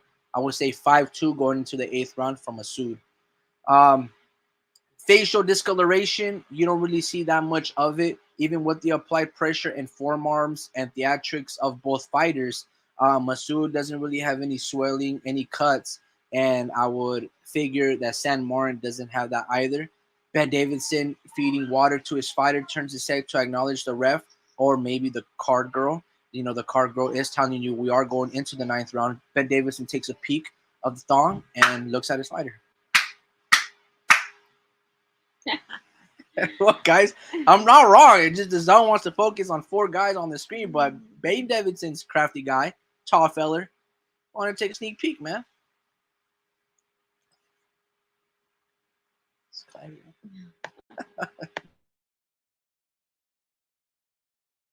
And as we start the eighth round, Massoud starts off like the last 5 rounds, pretty boring, but very athletic, very skillful. I might add. SanMartin does his best impression of going in there as a matador, lunging in there with his head, throwing a lot of punches, arm punches, welling. Massoud, let me add, man, has very good like cat reflexes. He has a really nice bend to his back where he's like able to corral the ropes and use them for his benefit, pull back, slip underneath. Very flexible guy. He must be doing yoga and stretching in between when coach tells him, hey, dude, run a lap. He's like, I already ran a lap. Now I'm just stretching out my legs. That's the only reason Massoud it looks like he's an athlete. Probably plays basketball in his off season. Really good, impeccable understanding of body composition and comfort. If he was a mime and he was to able to put himself and contort his body in a box, he would be able to do so. Really good stuff, man. Um, Massoud again going back to leaving out and stretching out his stiff arm right hand, throwing a lot of the same punches. You would almost think that SanMartin is just like, dude, are you gonna learn anything, or are you just going to be doing the same thing? Like, give a low blow, throw an elbow in there. Just change the guy off his game because you're falling behind the cards and you're not throwing any punches worthy of no to land and change the flow of the fight. It's pretty embarrassing. If I was a corner, I would really stop it. Just off the fact that it's just horrible work from SanMartin. Honestly, guys, let me digress and take the last 2 minutes, everything that I said back. It's such a lie. Martin's in the fight. He's doing a good job. Just nothing landing. Like the pressure is there. He just can't find the punch sequences and the open spots to really pick apart and land on Massoud. Maybe that's just Massoud's understanding of great defense, the shoulder roll, and creating distance. But yeah, man, Massoud's got the skills, man. Is going to take timing. And going back to what I said in round number 2 or 3, Massoud's ability to feint, SanMartin needs to feint because the punches are becoming very predictable, and Massoud is reading all of them. Again, going back to his cat-like reflexes and contortion his body, he's able to pull back and just make himself small, even though he is taller and he's a bigger target. He makes himself small because he rolls. He doesn't just stand there and make you like a punching bag. He swarms, he pivots, he turns, he rolls with the punches, he catches punches in between, making his head even smaller than what it really is. And then he doesn't shave. So you can't really catch his chin. Now, as I say that, SanMartin throws a 3 over the shoulder, clocks Massoud on the kisser, and he throws it again with this chopping 3 over the top, kind of like Marcos Maidana when Adrian Broner was holding him. Massoud SanMartin is finding a lot of success in this closing of this 8th round, putting a lot of impeccable pressure, going back to the combination punches, 4s and 3s to the body, and replicating the success up on top. Massoud walks back to his corner, the blue corner, with his head tucked down as saliva drenches from his mouth and understanding, man, that was tough. That was a good, really good round. It looked pretty blasé, but SanMartin found a little bit of success. SanMartin, I don't know if he's in really good condition. You see his chiseled abs, but he refuses, you know what I mean, to take a knee and sit down in his corner. He's the whole rounds going into the 9th round. He's been standing as his American trainer tells him, "You're doing a good job, Miko. You're fucking him up. You're falling behind, but you're fucking him up." And Massoud off the southpaw stands. Obviously, the zone only highlights off of it. He's throwing 6s and 3s. Going into the 9th round, I would say it's probably 6-3 Massoud, man. it's kind of hard to really give SanMartin a lot of these rounds, even though he's landing punches, but he's smothering more of his own work than he is landing of quality punches. You consistently see on a more frequent basis Massoud landing his sixes and threes and popping SanMartin and redirecting his body. As we start the ninth round, 15 seconds in, it's more or less of how Massoud always starts off the rounds, jabbing, uh, stiff arming his hand, circling to his left, circling to his right, throwing the two to the body. Very good conditioned fighters on both ends. SanMartin still rolling with punches, throwing his lunging two punches that he likes to throw, and he corrals Massoud up into the corner. Massoud switches from his southpaw stance to the orthodox stance and tries to push back SanMartin off a shoulder roll and to find himself back into the center of the ring. And SanMartin's teeing off right here, throwing anything that he can. He snuck in a four and a two over the top on Massoud. But credit to Massoud, man, he can take these little, bug eye pestering shots and just stand his ground. And even though you would think that SanMartin's applied pressure would give Massoud a lot of discomfort, he's poised. He's poised like Tom Brady with 10 seconds left on the clock going in the fourth quarter, knowing that he has to march down 90 yards for the field goal, and Adam Vinatieri is going to kick it. Massoud's been here before. He understands that. He's been doing the Manny Pacquiao, drumstick to my abs. And, yeah, man, he can take these punches. Well, good condition. Impeccable work from Massoud. And SanMartin, man, don't discredit SanMartin. He's in this fight. He's doing his thing, and he's winning this round. But it might be too little too late. I would think SanMartin would need a knockout to win. Yeah, Massoud looks to me like a little more stronger and formidable Amir Khan. That he has all the understanding and all the punch proper selections. As I say that, going 2 minutes into the ninth round with 1 minute remaining, the ref tells Massoud, bro, stop creating that space by pushing off with your forearm. It's not nice. Don't do it to your buddy. Your buddy, SanMartin, has a family. Respect him. That's what the ref told him, man. You know how those guys like their fish and chips. They're very respectful referees as well. So they're not here for no funny business. They're all about the Queensberry rules. So you got to obey the Queensberry law. Stop fucking forearm arming me. Kind of like Marcos Maidana would do to his fighters, or Adrian Broner would do to Marcos Maidana, I should say, correct? I hope you guys are watching the fight on DAZN, man. It's actually a pretty cool little main event. I think this is a main event, unless it's Jermall Nakatali on the main event. SanMartin with 15. Look, man, SanMartin does a great job in the last 30 seconds of each round to try to steal it. He lands a lot of punches. That guy's got a great motor, and he just landed a good left hook over the top that kind of stunned and stupefied Massoud. But Massoud, off the orthodox positioning, is still standing his ground, still popping his shoulders, throwing his sixes and threes, pivoting. And again, he walks back to his corner, the blue corner, with Ben Davis and awaits with him without the water. Conversely, SanMartin's in the red corner, and he's refusing to take a seat. He's just standing, really good condition, looks jacked to the gills, man. He's got the Manny Pacquiao abdomen, impeccable. Vince says, man, I don't have the zone. You know what? Give me a second, Vince. I will pop up the stream, bro. I'm gonna try. Hold on. Yeah, tell him about paying this membership. No, dude, relax. That's no big deal. Relax.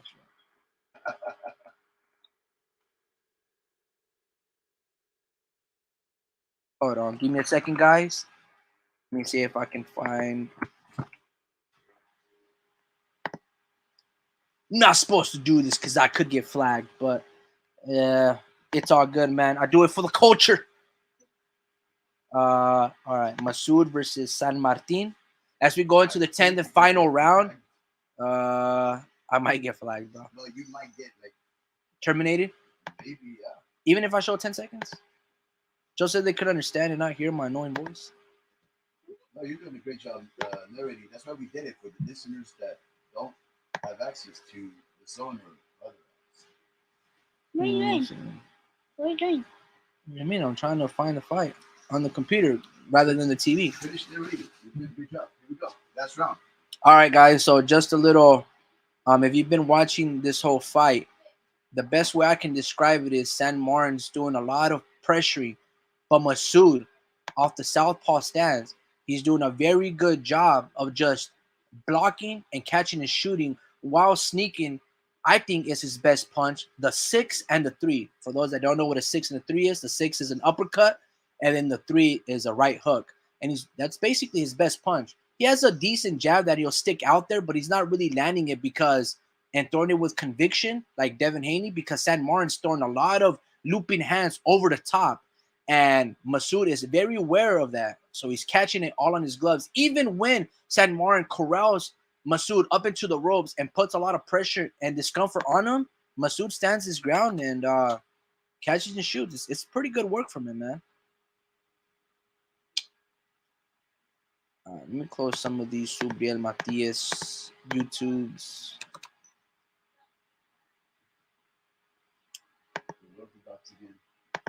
Yeah, look, he throws.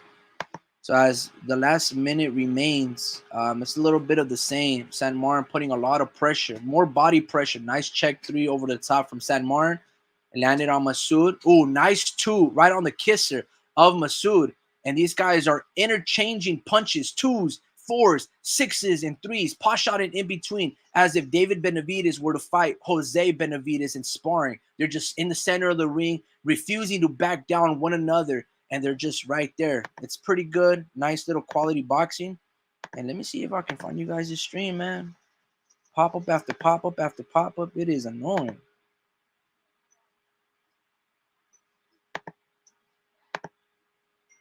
30 seconds, hold me, Wiki.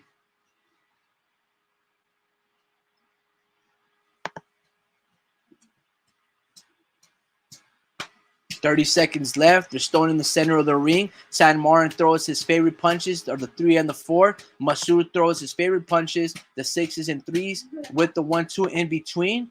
And 10 seconds remain. SanMartin, really good condition. Massoud, really good condition. They both exchange force, but they roll off of it, which means they both miss their punches. The ref goes, my work here is done, ladies and gentlemen. Or I should say, gentlemen, the fights. Massoud goes over to the red corner to acknowledge SanMartin. No knockdowns, no cuts, no nasty ass headbutts. Probably no bleeding of the noses yet or mouth, maybe from SanMartin, but these guys have tough skin, burro skin, which means they have great sun exposure and just tough skin, man. Boom. SanMartin throws that 4, lands right on the nose and face of Massoud. Massoud going back to the 6-3. I would say this, SanMartin throws really hard. He is the harder puncher between him and Massoud, but Massoud is a little more craftier, which means he lands much more cleaner shots. I wish SanMartin didn't smother his work as much, but he still did his work, man. I would say Massoud probably 7-3 or 6-4. And that'll be the conclusion of the fight. That's 10 rounds. I apologize, my brother Vince. I could not find a good stream with a good link. Maybe I'll be able to find one that's a little better so I can show you a little bit. Even if it was like 10, 15 seconds of it.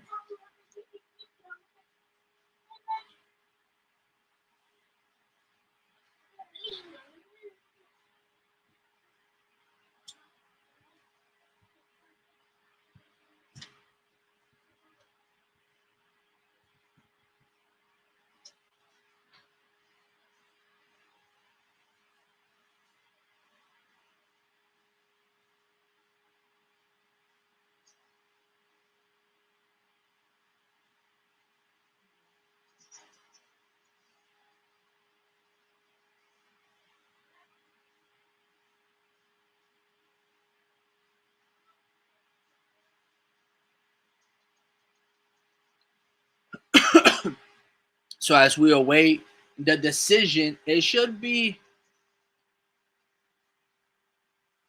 I would say, I mean, it depends what each ref wants, right?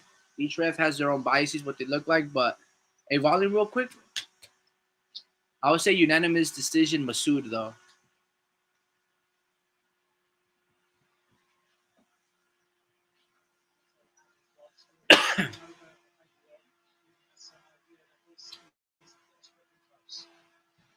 The commentator said this fight is desperately close. Oh, something went off, bro. When you threw the controller, you got out of the channel, man. Wait, did the zone just kick you out? Yeah.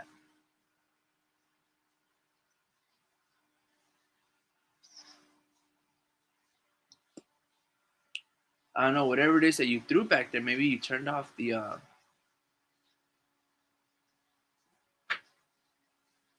Dude, you turned it off, bro. You turned the thing over there. Nappy to happy. It should be happy to be nappy. Where's the controller? Right there.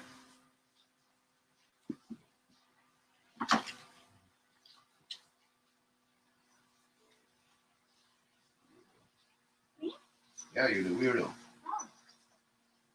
Turn off my Xbox. I didn't turn it off. I threw the ball over there, and then it turned off after. Like,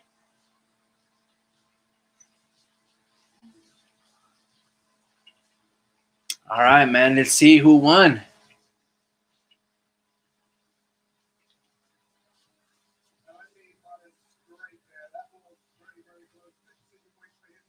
Hold on, go back. I know obviously Massoud won, but what were the scorecards though?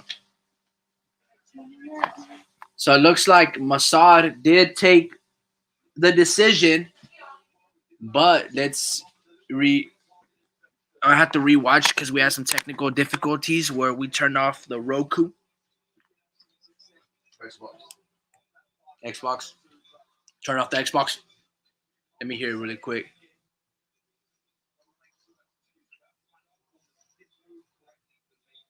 So the commentators were saying this fight was extremely close, and it could be because, like I said, just body language alone, SanMartin was throwing a lot of punches and putting Massoud up against the ropes. So you could have it 5-5, 6-4, but I know what I'm looking at, I know what I'm watching, and I probably had it 6-4, 7-3 Massoud. Just he landed the clearer punches, and he did a great job of blocking everything.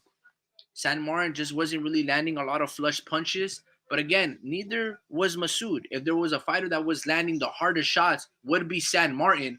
I did say that he is a harder puncher, and he does throw some Superman lunging punches to cut off the distance of Massoud, who fights like similar to Amir Khan. He's got good IQ. Massoud. Hey, yo, Vince, are you excited for tomorrow's game between the Niners and the Jaguars? And if so, do you think the Niners will be able to pull off the victory?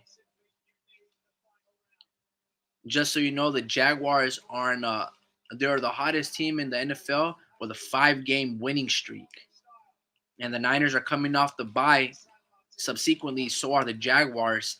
So this is going to be like Goliath versus Goliath, bro. It's going to be exciting.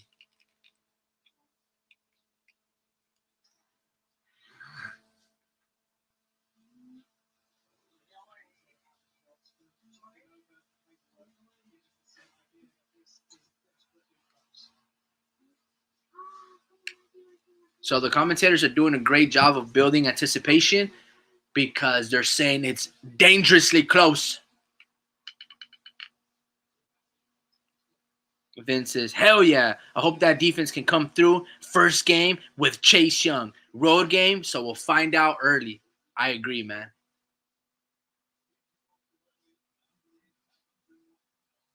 One ref had a 98-92, 8 rounds to 2, Massoud.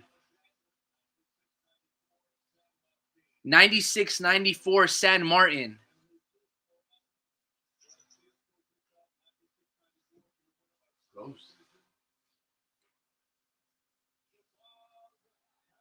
Jesus Miranda scores it, the final ref.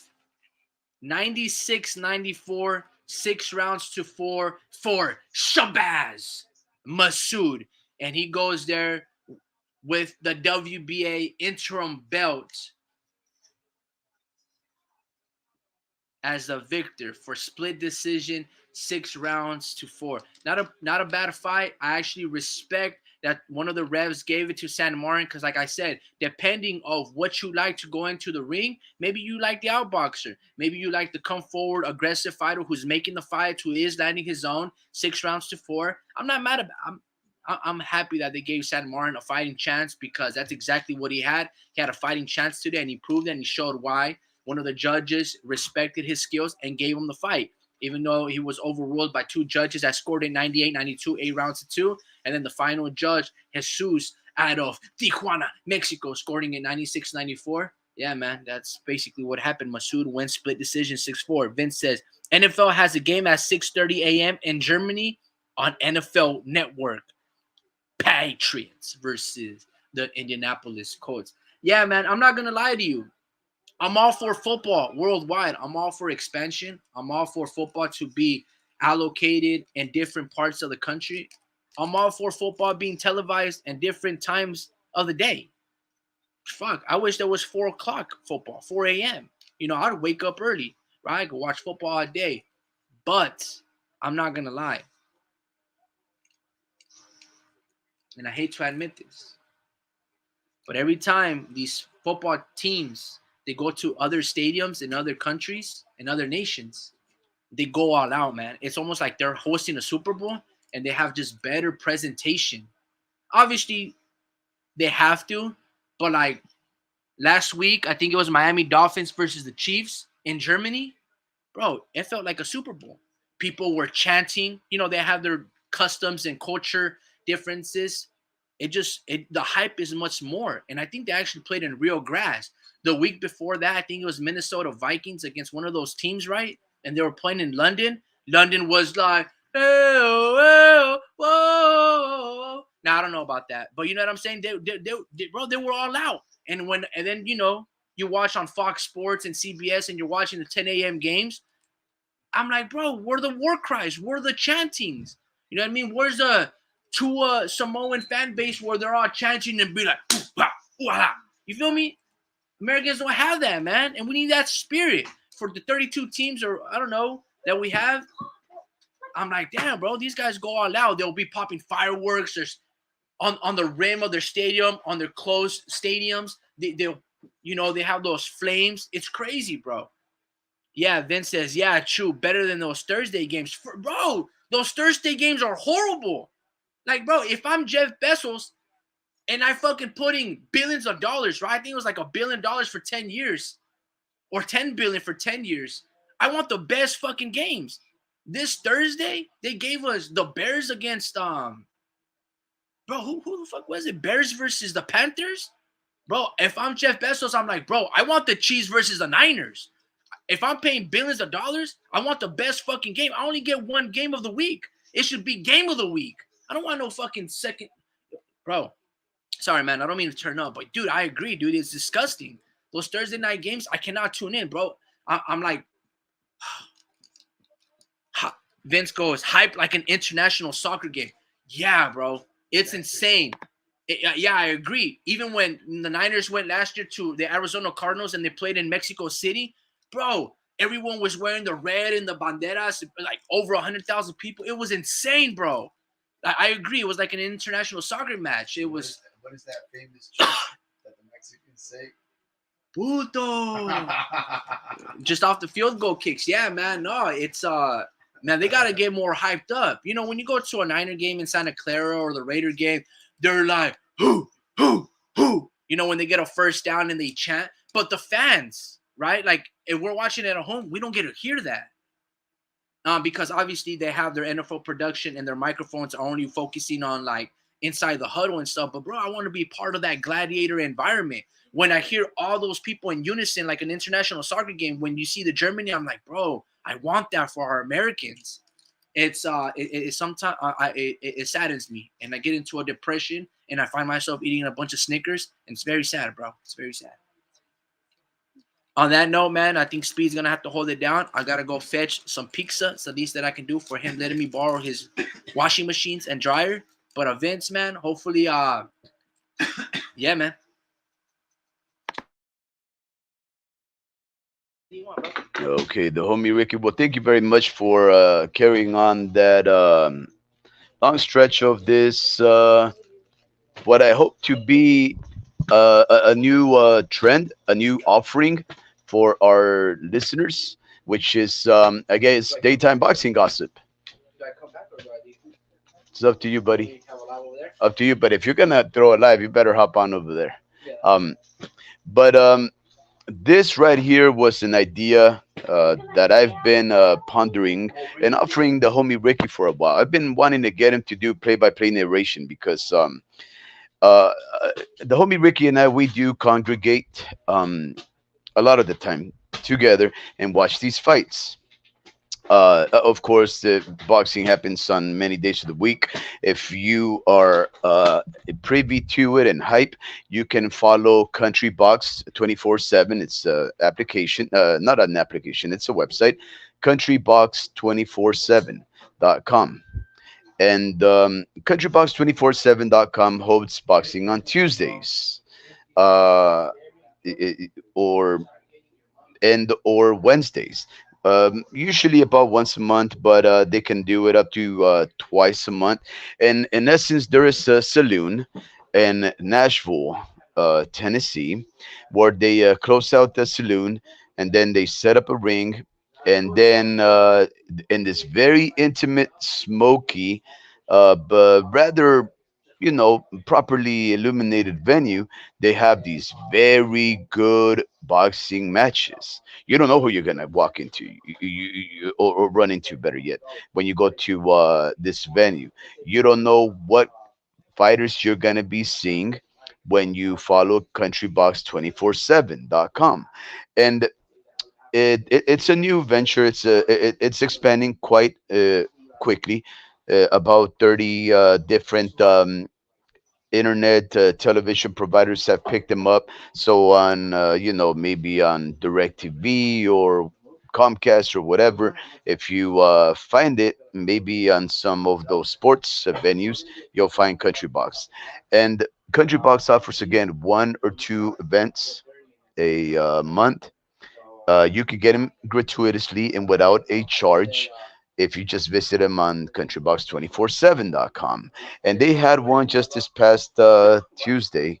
Um, and it was a very good one. It was a very good one. I got to see at least three fights, very good fights right there. And I would encourage some of you guys to watch, particularly when the Mexican kid. Well, I don't know if he's Mexican. I think he's more like Mexican American, or an American with Mexican forebears, because this fella spoke perfect English without an accent, with that southern United States twang to his voice, because he is from Georgia. So he had a little bit of a little swing to his voice there, and he fought this very tough, very scrappy black kid who actually knocked him down. Both of these guys faced themselves and they put up a hell of a fight, but the pressure of the what I reckon to be an American of Mexican descent, that fella right there eventually started bringing on the pressure, started to wear down his opponent, dropped him a couple of times, and eventually the fight, if I'm not mistaken, was waved off. Yes, it became a one-sided affair after he weathered the storm, but nonetheless, that was a very good fight. And then we had another very good fight between 6 foot something fighter and another guy that was relatively shorter, where the advantage, the promotion, was definitely favoring the taller fighter right there.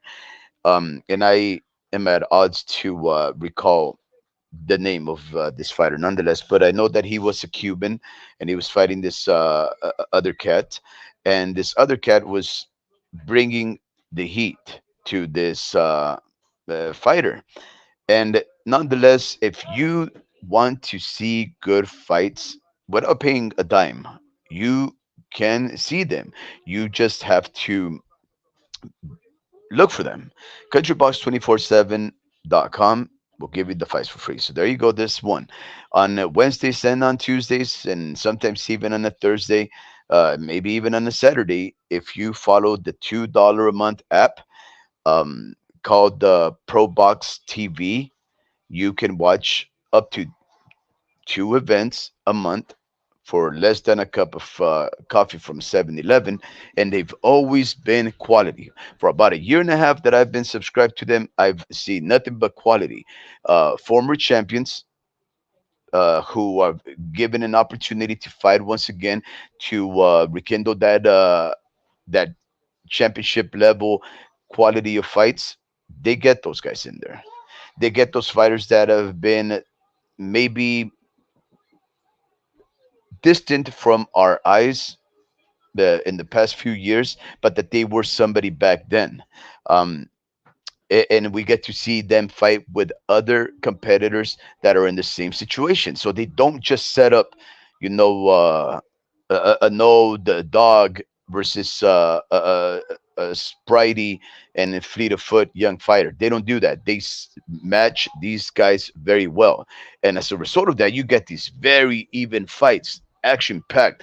And ProBoxTV.com, which is $2 a month, it's really just a formality if you want to pay for it, because you can actually subscribe to Pro Box TV on YouTube. And what I pay for $2, you can get it for free on their YouTube channel. I don't know why they would do that. Like, I would reckon that would disincentivize uh, people such as myself from paying.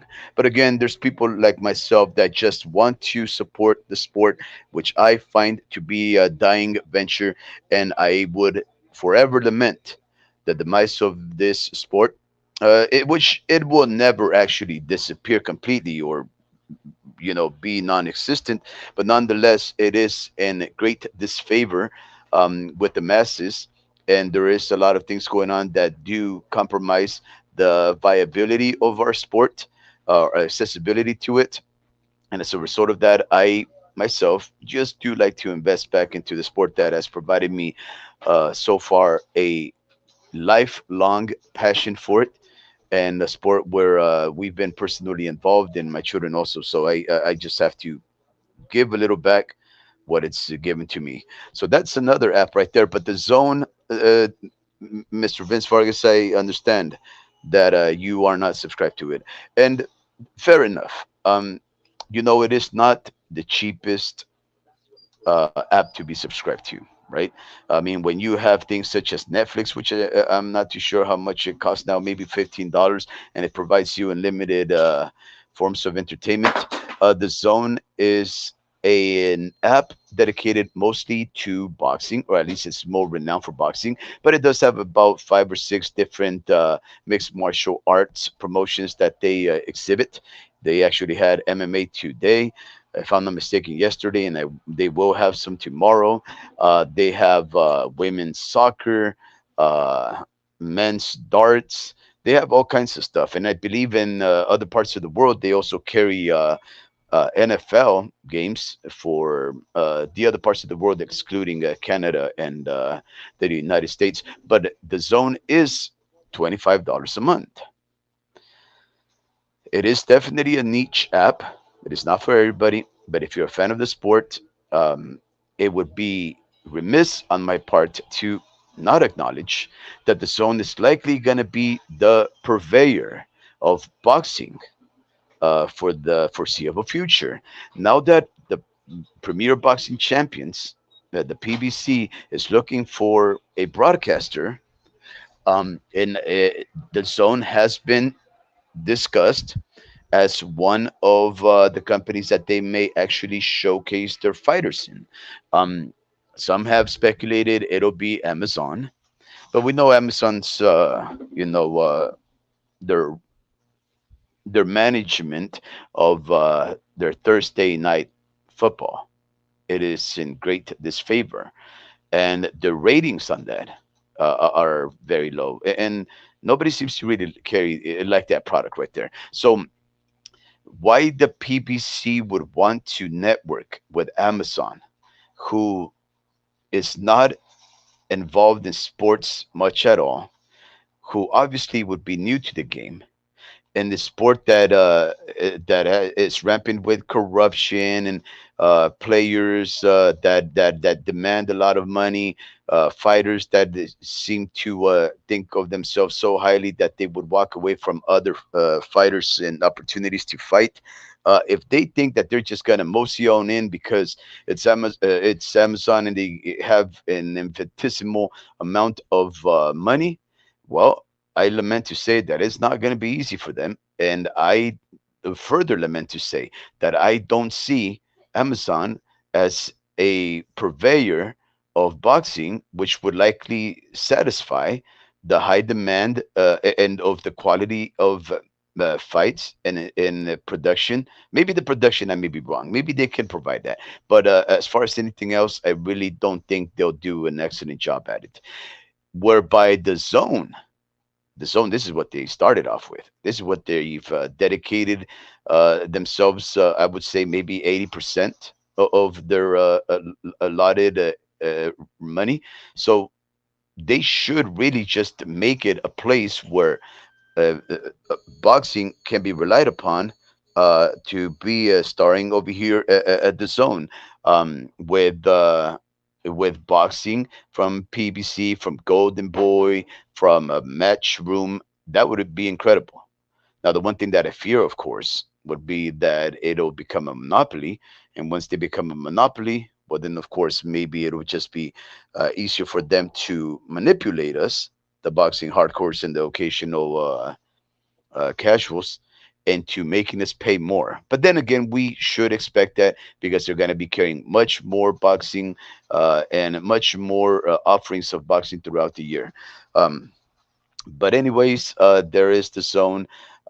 It is an app that I've been to subscribe to maybe closer to 5 years now. It's my favorite. It has introduced me to women's boxing, to international boxing, and I am forever grateful for it. So I want it to flourish and thrive. Let's read a couple of these messages before we go into the gossip, because that's the thing that I wanted to do, right? I did just quickly state that I had been asking the homie Ricky to go live with me earlier on a Saturday, because what happens is on Saturdays there's a lot of boxing on random Saturdays, and it's hard to do lives on Saturdays if it's not going to be a play-by-play type of a live, right? Like for example, um, there may be listeners around the world or here in the United States or wherever you are, there may be listeners around the world that aren't subscribed to many of these apps or don't know about these fights happening. So we, for the most part, the homie Ricky and I, your co-host, Warped Speed, will likely know about these things, and we will likely be watching them. So on Saturday, we've never done a live. Why? Because we spend our early mornings uh, watching boxing, our mid afternoons watching boxing, and our late even falls watching boxing, because we watch boxing from the world over. So we can't hop on afterwards because we would really be looking at around the 10 p.m. start time. And I don't want to keep you guys up that late, right? Um, but I've been wanting to provide entertainment and give you guys an opportunity to give you guys an opinion, a venue for you to express yourself, and maybe give your picks on who you guys think will win these upcoming fights. Or for those that don't have these apps, we want to be able to provide you play-by-play narration, like in the old-timey radio shows, where these radio stations would broadcast boxing before there was television. So I told the homie Ricky, look, homie Ricky, you and I, we get together every Saturday or Tuesday or Wednesday or Thursday or Friday, whenever there's boxing, and we're always bickering about these fights. And he says, no, we don't. And I says, yes, we do. You raise your voice, you start screaming. I raise my voice, I start screaming, and you're always saying, "Oh, you missed that punch," and I'm always cutting around for one guy, and he's always cutting around for the other. So I said, the only reason we are in this agreement is because we continue to talk over each other. But I must admit one thing: the homie Ricky is excellent play-by-play narrator. He knows his punches, so he's able to identify what punches are being thrown, what combinations, what the setup is on the fly. So I told him, I want to try a social experiment. I want to go on the live today. And he said, no. He said, you're wrong. And I said, well, listen to me. And he said, no, no, no, this is my show and I'm going to do whatever I want. But then I think his washing machine broke or something. And he called me maybe like about 20, 30 minutes from when I offered this proposal to him. And he says, hey, are you using your washing machine? He lives about 5 minutes away or so here in the city of Salinas, California. And I told him, no, I'm not using my washer and dryer. Why? He goes, oh, it's because my washer broke or something. Something about his washer and his dryer. Said, sure, but it's going to cost you.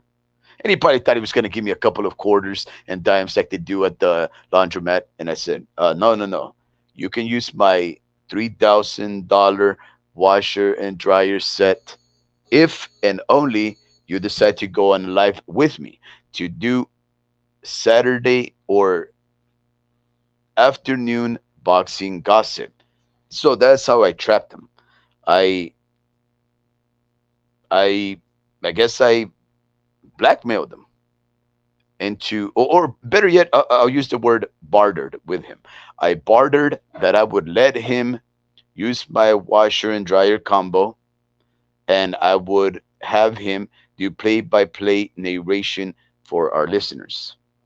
Now, why would I do that? Why would I bring this guy over here who is really a nuisance to me, invite him to my home, and let him use my washer and dryer, also that he can provide it live? Why? Because I care about all of our listeners. Believe it or not, you guys are the reason why we do this.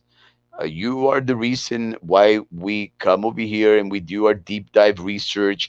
Why the homie Ricky and I, and occasionally Drew, we gather together and we butt heads about who's right or wrong about certain topics. So I hope that that play-by-play of Mahmoud versus SanMartin lived up to your standards. I hope that it was providing you a visual, imaginary visual representation of how the fight went down, so that you, as the fight was playing out and you listened to it, you were able to imagine who was winning, so that you guys can say, okay, that turned out to be, yes, very much what I figured was happening on the fight. Now, we there was another reason why I wanted to go live, and mostly we didn't get to do it on this one, but I want to start employing in the community what they call a poll, and or not poll, or maybe just picks, right? I want to be able to report on the upcoming news of the week and of the upcoming fights in particular that we will be having on any random week, reporting on the dates and start times so that you guys can start following with us. But mostly so that you guys can tell us what you guys think these fights will look like once they step into the ring. Like, for example, we have these upcoming fights in a couple of weeks. We have Shakur Stevens versus, what's that? Uh, Shakur Stevens. He's about to fight that kid that's also undefeated. Uh, he's a Dominican Republic fighter. He's a Dominican. Edwin de los Santos. Yeah, Edwin de los Santos. He's going to be fighting Edwin de los Santos. And I think a lot of people understand that Edwin de los Santos is the underdog. So, of course, if you guys are loyal listeners of ours, you know that I'm going to obviously go for Edwin de los Santos because, well, I love underdogs. Um, but I would say that Shakur Stevens is the heavy favorite on that. But this is the sport of boxing. This is a sport of the puncher's chance. This is a sport where anybody can be beaten in the fight, but as long as they're standing up and have their wits about them, they can throw that one punch, land it flush, knock out their opponent, and they may have lost all rounds, every single round and every single minute of that round, except the last, and all of a sudden they have won. This is that sport. So I want to start changing a couple of the things uh, and how we do this show, because I want to engage you all and have you interact, give you guys your opinions, send your questions. Tell us what you guys would like us to cover, just because, well, we also want to learn from you guys. So if you guys think that's a good idea, let us know. If you guys liked the play-by-play narration, let us know. We really appreciate that feedback. I can tell you that I was watching the fight, and the homie Ricky was giving um, an authentic, uh, realistic narration of how the fight was playing out. So hopefully you guys got something out of that. Um, let's read a couple of these messages that Mr. Vince Vargas sent us today. Oh yeah, yeah, yeah. So Mr. Vargas, um, I don't think me Ricky got to it, but I don't have the access to his device so that we can broadcast that weigh-in. But yes, I actually wanted to see that weigh-in, the Marv Nation weigh-in, to see how these fighters looked and what their opponents looked like, because that's exactly the kind of thing we want to show a bit more of. Those things that will entice our listeners to listen to our lives, or watch these fights. So yeah, hopefully, homie Ricky will uh, read that message and say, "Hey, let's actually watch this way in to see how it looks." Um, and there's a slice of pizza. Yeah, the homie Ricky went to fetch some pizza. So yeah, so hopefully it's a very good slice of pie right there.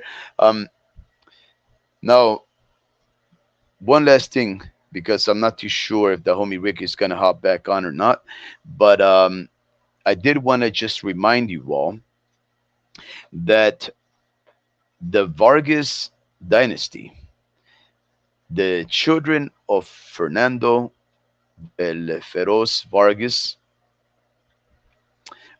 which includes, of course, Fernando Vargas Jr., Emiliano, and I forget what the other kid's name is.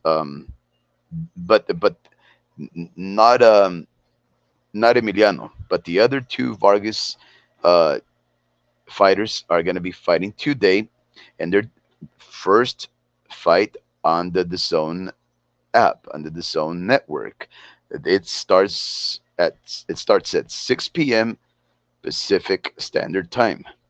And I was looking at the card. I was just looking at the card, and we have see, we have these names right here. So the the one thing that is disappointing with this fight is that it seems like it was picked up at the last minute, because I'm looking at the DAZN website, and they are reporting their November 11th Newcastle fight, which was the one that we just narrated, Shabazz Massoud versus Jose SanMartin at super bantamweight. Then it moves on to another fight today on November the 11th in Kingston, Jamaica, between Donovan Racer Ruddock versus James Toney as a heavyweight exhibition. Now, James Toney was a three-weight division champion, uh, and Racer Ruddock was the one who fought Mike Tyson. I think there was a trilogy of fights between them. I'm uncertain. I was a kid, and I haven't revisited those fights in years, but I believe he may have fought Mike Tyson more than once. Why? Well, if he fought him more than once, it must have been a very good scrap. But nonetheless, those two veterans of war, uh, many years retired now, many years retired now, are gonna be fighting tonight. Yes, that's right, Mr. Vince Vargas, James Lights Out Tony. is going to be fighting Racer Ruddick today on an exhibition. Now, I did a little bit of digging on that to just find out, what the price range was, and it was $30. Um, uh, I wish them well. I do. I wish these veterans well. Um, but we always have to ask ourselves, why do fights like these take place? Right? These men that had been legends before, why do they 20, 30 years retire from the sport or something like that? Why do they decide to come back to fight? Well, the first reason would be quick money, right? Quick money grab. Um, but this fight wasn't too promoted either. So it's like, if you're gonna go for money, at least try to promote yourself.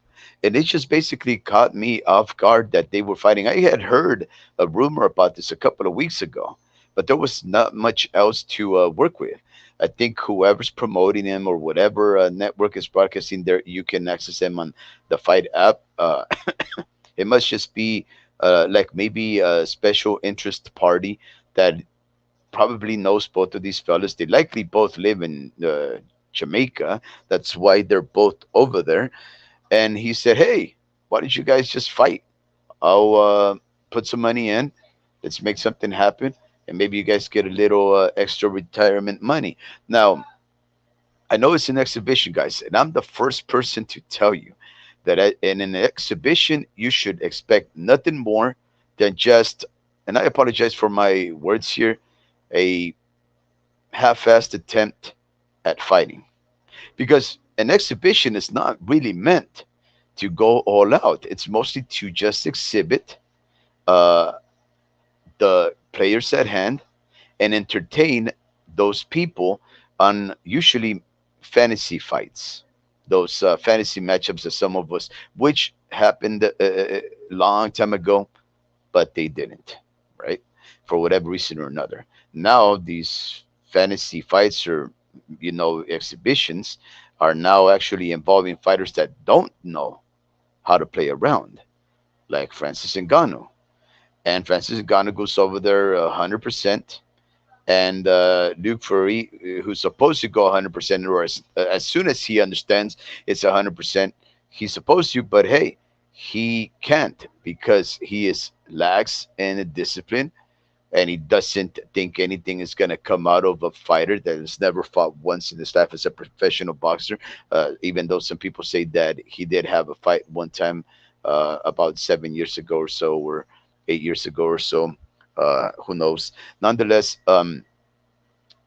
these fights are not supposed to be meant to be taken serious. They're supposed to be more like entertainment influencer fights, like, I don't know, Nancy Kerrigan versus the girl that broke her leg in ice skating back in the 90s. Those kind of fights, that's what this is supposed to be like. But when you put up these two fighters, like Lights Out Tony and Racer Ruddick, you must also ask yourself, are these veterans of war in a financial pinch? Or why would they, for some people, embarrass themselves for it? Or why would they come out of retirement to put on a venue on a fight that likely won't be gaining a lot of money? So it's just one of those questions that it makes you sad for the most part that these guys cannot be kept away from the ring. Maybe not necessarily that's the sad part, but that they would not be allowed to stay away from the ring because of financial reasons. And this is the one thing about the sport, right? That it's a very challenging sport. It's one of the most violent sports. Um, and if you make it, you get paid relatively well. But if you don't make it, like the majority of fighters worldwide, you're just taking punches on the cheap. And some of these punches, oh yeah, Tanya Harding. Wow, Tanya Harding. Um, you know, that's, yeah, Tanya Harding. That was her name. That was the crazy blonde girl who Yeah, she's the one who ended up breaking Nancy Kerrigan's leg, or hiring some kind of like yeah, I guess you would call him like a contract attacker, who went over there and hit her with like a baseball bat or like a crowbar, hurt her shin or broke her ankle, and then Nancy Kerrigan was taken out of the Olympics. Uh, Tanya Harding went on, and I think she may have placed silver, maybe even gold. These two Americans, and Nancy Kerrigan was crying as Tanya Harding kept went on with with onto the Olympics, advancing, and then it came to light that Tanya Harding, that Tanya Harding had paid an individual with some kind of beanie or a hoodie to go over there and just whack her nemesis, her competitor, so that she could be eliminated. It was one of the greatest controversies, and if you guys remember that, because I am a man, and I trust me, I'm a macho man, but there is something artistic about ice skating. It's almost like it is obviously a ballet, but it's almost like a butterfly just flying in a limited space and trying to stay within the confines of that space, but fly as beautifully and act like if she's more majestic and freer than the confinement that she's stuck in. That's basically what I see in ice skating.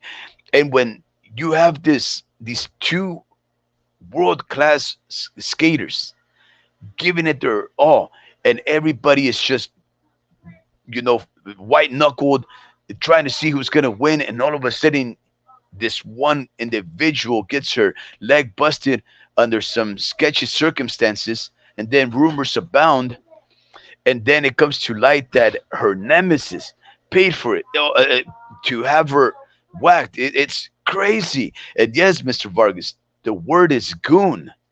A goon, a goon was paid to whack Nancy Kerrigan under the instructions of Tanya Harding. If you guys don't know anything about that, wow, you guys should really go back there. And I believe there was some movie that I may even have watched about it, about Tanya Harding's life, and I think it was a very emotional upbringing. I think it involved a lot of abuse. I have a very bad memory, guys, so I apologize. But if I'm not mistaken, there's some movie about that whole affair, and it might actually be called Tanya, if I'm not mistaken. But it's definitely one for the history books. Nonetheless, going back to that fight, these fighters, uh, who knows how old they are? Maybe in their 60s now. Definitely pot bellied. Are coming back at $30 per view, so that you can watch these fighters. We'll give you the names.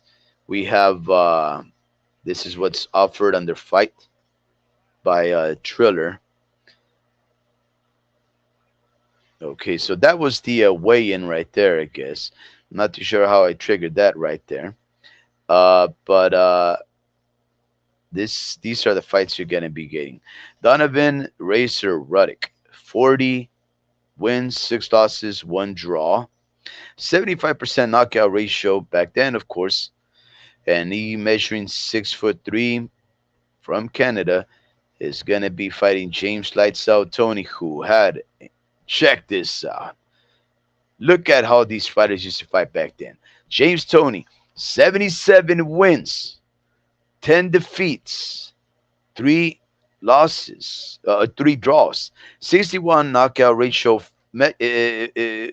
measuring 5 feet 10 inches, hailing from the United States and fighting tonight in Jamaica. Jamaica, man. Hey, listen, man. Are you going to be going to my aunt's house for some tacos or not? Um, no, no, homie Ricky. Thank you guys for the invite. I appreciate that. But I'm thinking of taking It sounds like I the. heard my answer. No need for elaboration. You're good. I like to elaborate. Hey, the homie Ricky. I appreciate you.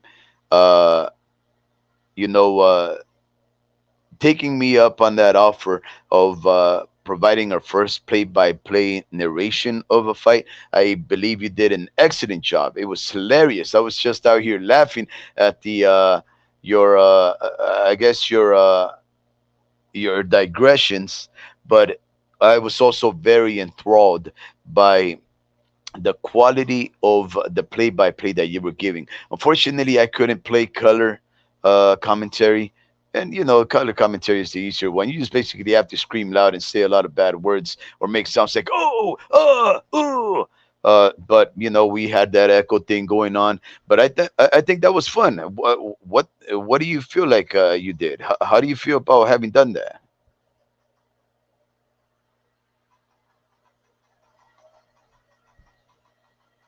Told me Ricky Yo, sorry, man. I was away from my phone, man. stuff in your face with pizza, right? Yes, sir.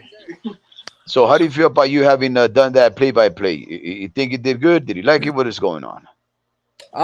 Yeah, man. I think I had a lot of fun. I thought I had a lot of sizzle. Right? It was You did.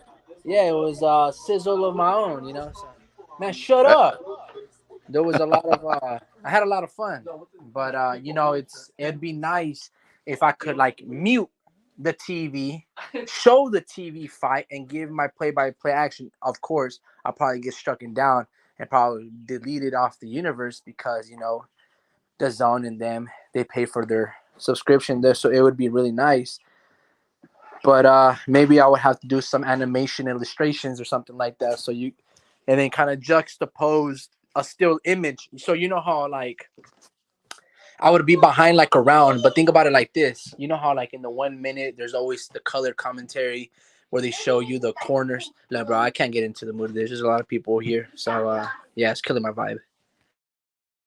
no, you're good. I hear a lot of commotion in the back, but it's fun. I hear like little kids talking about pepperoni.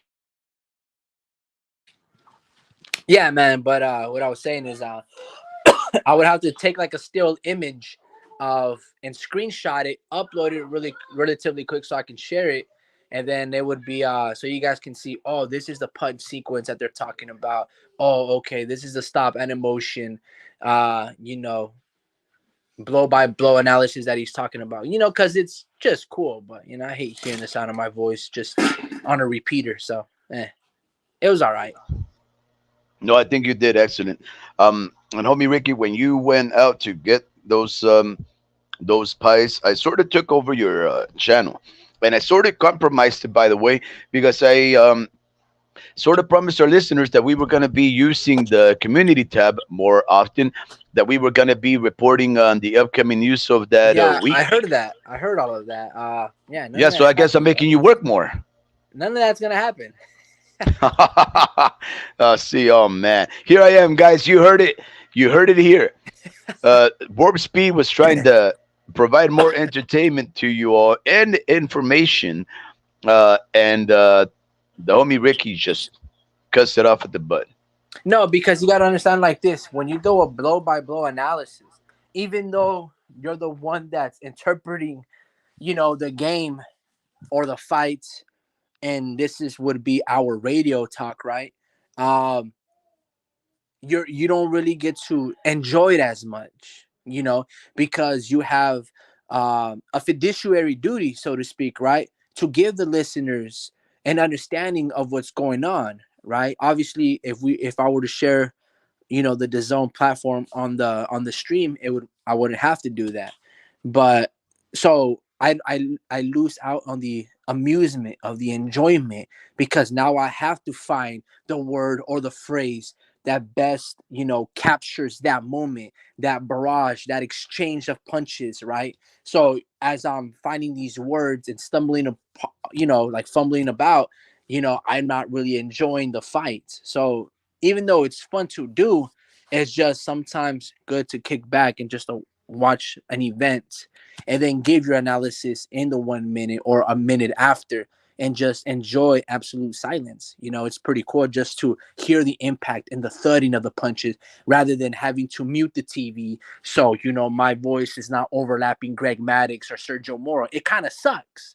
Um, especially we're fans. I'm not trying to do this professionally, so I don't really get the kicks out of it. Especially because I like to hear the impact, the thud of when the punch hits bicep, when the punch hits the face and the skull. You have a different respect of the quality punches landed. Once you mute that, I mean, no disrespect to Charlie Chaplin's of the world, but fucking silent films suck. So imagine a silent boxing match. Like, well, what is this? It's like asking my viewers, "Hey, close your eyes and just hear this obnoxious kid's voice," and it's just like, "Nah, bro, it doesn't float my boat." That was hilarious because you were trying to explain why you couldn't describe the action without being entertaining or being entertained yourself. And that was hilarious because you just entertained me as you were describing how you should go about doing it. You did an excellent job. That was hilarious. I don't think that was your best supporting evidence, by the way, because you just basically sort of like you were trying to sell yourself short, but you were actually selling yourself quite well. Well, Hilarious. I understand, but you get what I'm saying. Like as an avid fan, Oh, I I'm get glad it. to hear the punches and the exchanges. And I'm not gonna lie, I do like hearing the commentary because sometimes I mean I might be one of the only ones, but I'm arguing with the TV and I'll be like, bro, Greg Maddox, you're wrong. What the fuck are you seeing? You're so fucking wrong. That dude absolutely won the round. And then he's pandering to the favorite hometown fighter, or he wants to be the contrarian today, or whatever the case may be. I'm like, bro, what are you talking about, dude? The favorite dude's winning. So I like being that guy. um, when you have that duty and responsibility to be impartial and add a little bit of color commentary, then it becomes a job, and then in boxing no longer becomes fun, and you're watching a silent boxing match like I'm trying to be studious, and no way, man, no way. Oh, okay. No, that makes sense. That makes sense.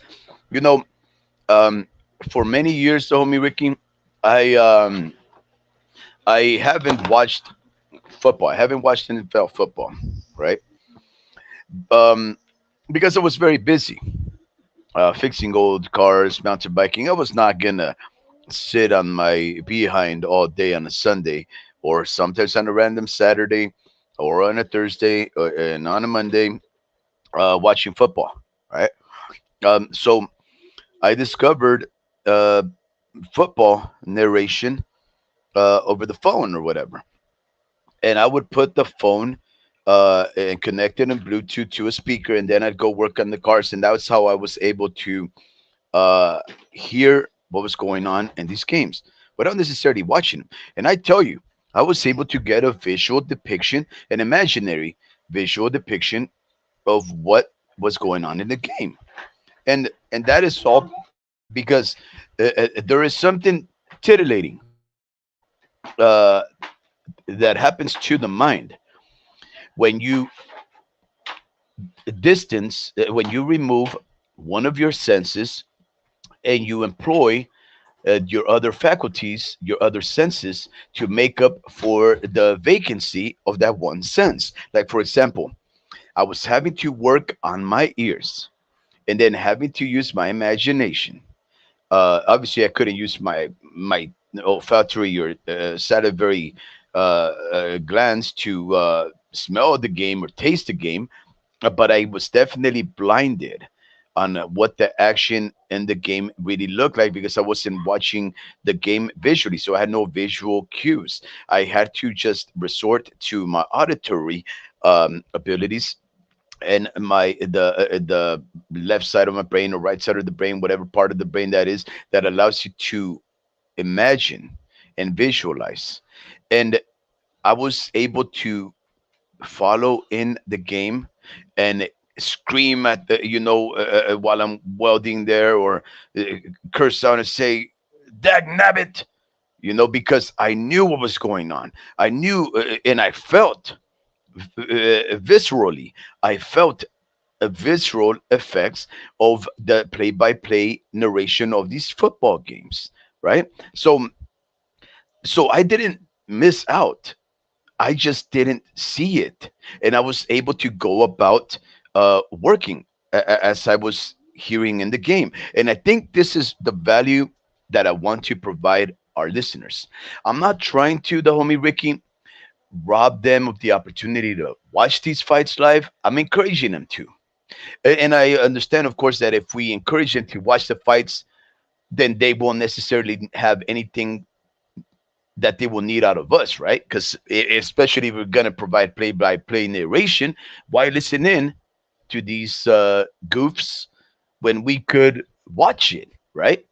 But again, there's people that don't have these apps, or maybe they don't have the time to sit there to watch these fights because they're busy and they want to do other things. Like maybe they want to do mountain biking, like myself, and they want to be able to visualize what's going on using their imagination and still do other things. That's the kind of value that I imagine, homie Ricky, we provide. I don't think gentlemen like Mr. Vince Vargas is saying, you know what, I'm gonna listen to these two goofy guys talk about boxing instead of watching boxing.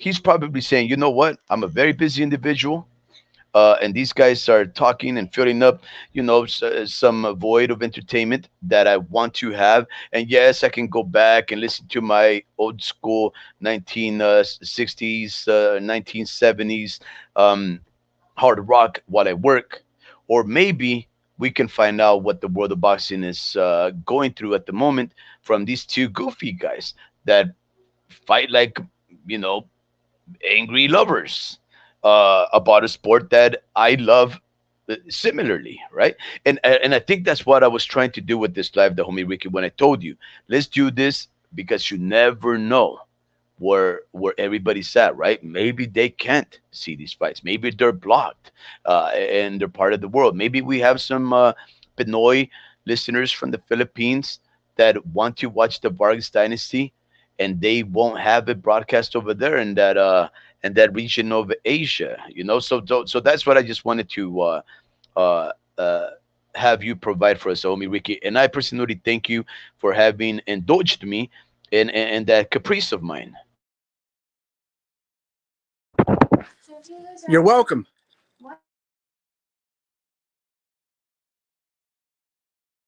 The homie Ricky, one other thing before we end this, I guess what we're calling daytime boxing gossip, right? I wanted to see if maybe, because did you hear what I was talking about, this James Lights Out Tony versus Race Robotic exhibition fight that takes place in a couple of hours today? Did you hear what I was talking about that? Yeah, I heard that. Yeah, what about it? Well, it's an exhibition fight, right? And it involves two veterans that have been removed from the sport for, if I'm not mistaken, about 30 years each. They're fighting a pay per view. And I had asked you to allow me to have a live with you where we addressed Manny Pac-Man Pacquiao's recent, um, I don't know, ideas of coming back into the sport, whether through exhibition fights or as an Olympian or things like that. And you basically said no because I want that man to be retired. I don't see him. I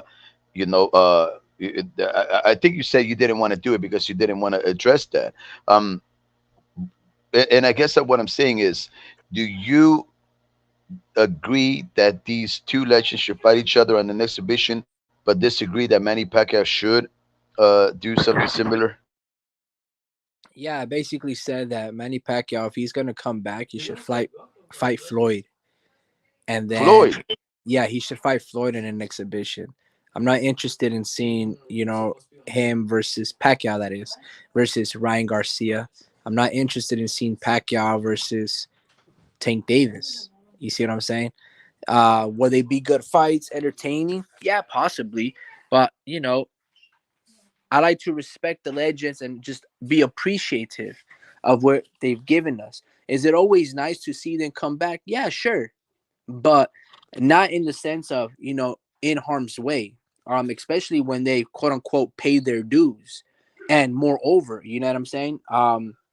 Especially like I said, it's similar with Tyson Fury and Francis Ngannou, right? That's a good fight. I'm interested in seeing that fight, but not in the expense of me not seeing Fury versus Alexander Usyk. So Tank versus and Ryan versus Pacquiao, yeah, those fights are always interesting, right? But not when there's like basically bigger fish to fry. Tank Davis versus Shakur, Tank Davis versus Devin Haney, Tank Davis versus Teofimo Lopez, Ryan Garcia throw in the mix of there. I'm more interested in seeing those guys develop and establish their own legacy, their own lineage, and not try to exploit, you know, the fan base of Manny Pacquiao. Obviously, Manny Pacquiao will also reap the benefits. He'll obviously gonna get a large sum of money back, but it's just like, bro, it's like sometimes just guys have to hang it up. There's there's a thug mansion, there's a boxer's mansion, right? A retirement, and it could be exhibition. So maybe, for instance, like Floyd Mayweather, right? One of the things that I like about Floyd Mayweather, and one of the things that he said, and I've mentioned this in the past, is he always wanted to travel the world, right? And fight. He always wanted to have a fight in London, in Japan and China. And now, because of these exhibition matches, he's able to do so now. Same thing with Manny Pacquiao. It's like, bro, now you can fight an exhibition match in the Philippines, right? You can have a fight in Mexico. You can have a fight in London. Because I don't know if Manny Pacquiao, when he fought Ricky Hand, if that was in London. I'm more than likely sure that was in Las Vegas. So that's what I'm saying. That's what exhibition matches allow. You can go fight in Saudi Arabia.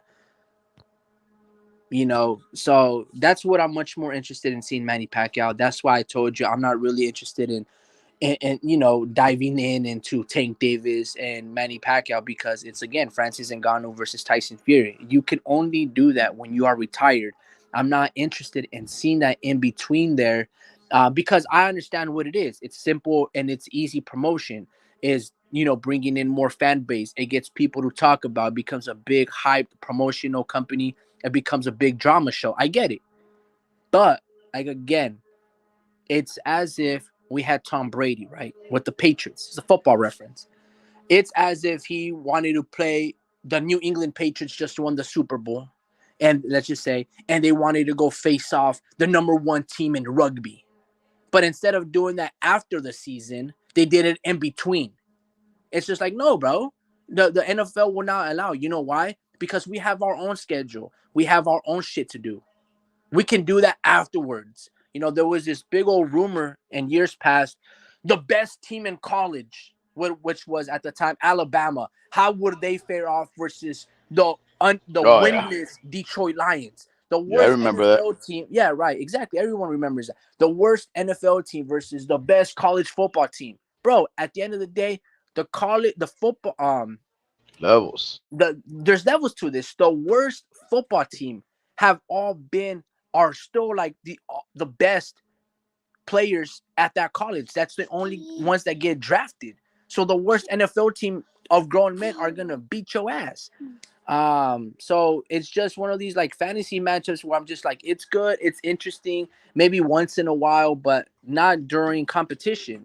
After retirement, post retirement, fair game. Yeah, but the only thing is, the homie Ricky, there, like, okay, for example, um, Floyd Money Mayweather. If he wanted to fight in London, why couldn't he fight in London when he was an active fighter? I mean, he obviously was. He had the fame, he had the fortune, he had the influence to make that happen. So why didn't he open up markets back then? You see, it's those type of questions. But going back to the whole matter of these exhibition fights, right? I've always exhibition fights, if I'm not mistaken, homie Ricky, they start off by those fantasy matchups, right? Those matchups like, oh, I always wanted to see this guy fight that guy. Fights that never happened, but they started off by fights that never happened when they could have happened. You see, But it's not as those frivolous, unnecessary imaginings of the mind when people say stuff like, "Oh well, how would Manny Pacquiao fare against somebody like Marvin Hagler?" Or something like that. Things that transcend generations, right? Or ages of fighters that are completely frivolous because nothing will ever come from that. Why? Because they'll never happen. Because of the different age gaps, or the fact that marvelous Marvin Hagler is deceased and Manny Pacquiao is still alive. It's completely unnecessary to tinker and imagine those necessary fights, especially to fight about who would beat who, right? So these fights that are exhibitions, they usually involve retired fighters that should have fought themselves when they were both active, but we just didn't get them. And now we're getting a lot of different exhibition fights. Can you please lower that? Just from random people doing random things to get money. Nonetheless, what I'm trying to say is this: a lot of the time when we think exhibitions, they are supposed to be frivolous, unnecessary forms of entertainment, and exclusively a form of entertainment, nothing to be taken serious. Uh, you know, um, so if Manny Pacquiao wants to fight somebody like Gervonta Tank Davis, would you even call that an exhibition? Do you think any of these guys would play around, or even know how to play around to even make it an exhibition? You see what I'm saying? Because I think that would be an actual fight, aka similar to Francis Ngannou and Luke Fury. You see what I'm saying? Yeah, no, I understand what you're saying. And to answer a few of your questions, the first one being, why didn't Floyd Mayweather fight in London? Well, Hmm. Floyd Mayweather, he always wanted to have home field advantage, Oh. and all the fruits of that labor that come with that. He wanted to be able to appoint the ref, the venue, the casinos, the organizer. He wanted to control everything because he did not want to get robbed like got robbed in the Olympics. So that's the simple version about it. I don't even have to elaborate it. He wanted home field advantage. That's why he never fought in London. But I'm sure he always wanted to travel and take his talents elsewhere because he was much more appreciative elsewhere, and more so, than you say in the United States. He was like a 50-50. Either you love them or you hate them. Same thing in Mexico. A lot of them would be like, always running. So he would always want to travel other parts. It's kind of like Roy Hmm. Jones, right? Like people in Russia love him. They gave him a citizenship. He oversaw a certain parts of certain championship fighters. Same thing with the Olympic program. So that's the simple version of why did he fight in London. And then your last question, even though there was a lot of points that you made, I think you only asked two questions, and then the Yeah. last question was, would that be considered an exhibition fight between Pacquiao and Tank? No, it would be an official fight because again, Pacquiao might be 2 years removed from his last fight versus Ugas in 2021, where he last lost, and I don't think he's fought in since. But Mhm. still, if you're gonna compare, yeah, that's fine. If you're going to compare, Francis Ngannou, a guy who has never laced up a pair of boxing gloves in a professional environment, even though he's done so in the UFC, with much smaller lace gloves. And if they made that one an authentic fight from an exhibition to an authentic, then sure. I think they even made. I'm not even too sure if Floyd Mayweather versus Mayweather, if that was an exhibition. I'm pretty sure it was though. I don't recall Floyd Mayweather being 51-0. I do know that Mhm. he's 50-0, but I don't think Floyd and that Connor one was official. But yeah, no, man. No, And it even was though official. Connor, that was official fight too. I believe so. Yes.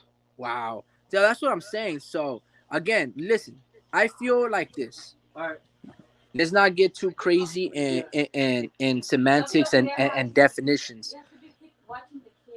When you are, it's like this. You and me, man, shut up, go up. Look, you and me tomorrow or on Monday, we can appoint ourselves and become professional fighters tomorrow. I don't Yeah. need any credentials. I don't need I don't need an amateur background. I don't need to be a gold time medalist. I don't need to go be college educated. Hell, I don't even know. I don't even need to show a video of how my defense or how to throw punches. As Mhm. long as I pay a fee and I register and fill out a form, I can be a professional fighter tomorrow. Mhm. I'll be a chubby one. I won't be a good in cardio one, but that's not the ramifications of being a pro fighter. See, this is one of the things that I love about baseball. One of the things that I love about boxing, right? And they used to be with any other sport. They used to have open tryouts. The NFL, there's a movie. I think Mark Wahlberg plays a kick returner, a punt returner. It's called Invincible or some shit like that. I don't know. He played for the Philadelphia Eagles. They used to have civilian tryouts just Oh. before the league started and anything. They used to have anybody can try out, and then if you had the skills, boom. If you had speed, they can work on that. Now, obviously, now it's more of a there's a structure, right? You go to college, you maybe play for a Canadian football league or an arena football league, and then you go on the practice squad, you get drafted or whatever the case may be. You make the team on the roster, and then you're on your spot. But boxing still holds on to that, and this is one of the beauties about it, at least in my perspective, is you know anybody can do it. You don't need to go to college. You don't need to have power. You don't need to be have a deep amateur record. If you're strong, if you're kind of fit, if you have a punch, and if you feel like you have the spirit of a fighter, on Monday I can fill out a form and I can be registered boxer. You see what I'm saying? And I can go to TJ or whatever anywhere that's having and I can be like, yeah, this is my name, this is my booklet, this is my age, this is the weight class that I would like to compete in, and then boom, I'm in the system. As easy as that. That's it. It's like filling out a job application. So to answer your question, yeah, Tank Davis versus Pacquiao would be an official fight. In fact, Francis Ngannou, the minute he goes and signs out that form, my name is Francis Ngannou. I'm 38 years old. I'm 240 pounds. X, Y, and Z. Without naming his credentials, anybody, if a guy from Tijuana can do it in a ballroom, I can do it. So every Mhm. single one of these fights can be official. So, again, but doesn't mean that it's pay per view. You see, Mhm. I'm not in agreement that these misfit fights should be on pay per view. I'm not in agreement that Jake Paul should be on pay per view. Because again, I don't feel like they've quote unquote paid their dues. Now, pay their dues. What does that really mean, right? A lot of people would attribute it to be like, well, you haven't sacrificed in the sport of boxing. You haven't, gone through the contender phase. You haven't done what these other fighters done. So it almost seems like you haven't been exploited. You haven't been on the wrong side of business so you can demand to be on pay-per-view. It's almost like an arrogant thing when people say, "Oh, you haven't paid your dues." Like, what does that mean? You know? Um, but yeah, in a sense, like they haven't paid their dues because it's just like even though you have a following, it's not a boxing following. You know, Uh-huh. I'm also in agreement that I'm in this belief that Jake Paul is not selling $1 million pay-per-views. I don't think he has 1 million people that are buying it. I don't believe so.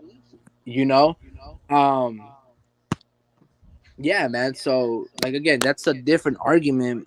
But yeah, man, I don't want to see these exhibition matches. I don't mind them. I would like them to be like better in the sense that how Jake Paul did it. Oh, I'm gonna fight this person, and then I'm gonna throw somebody that's credible, like Amanda Serrano, on my undercard, and then I'm gonna throw another exhibition with Dean the King or whatever, and then I'm gonna throw in Ryan Garcia versus Duarte, and then I'm gonna throw in an exhibition, and you know what I mean. I want them to like just don't give me soft poppy and all these fucking YouTubers and face Folongo, face Pizza, face Come on, Undertaker. Like come I don't care, on, bro. Like come on, bro. come on. You know what I mean? So It's now that you're ridiculous. talking, now that you're addressing it to some extent, the homie Ricky, um, the I don't even know if progression would be necessarily the right term for it because progression seems to indicate or at least would have you know uh, you know yeah would would indicate a more of a synonymous um uh equalizing to, let's say, progressing, right? Progress.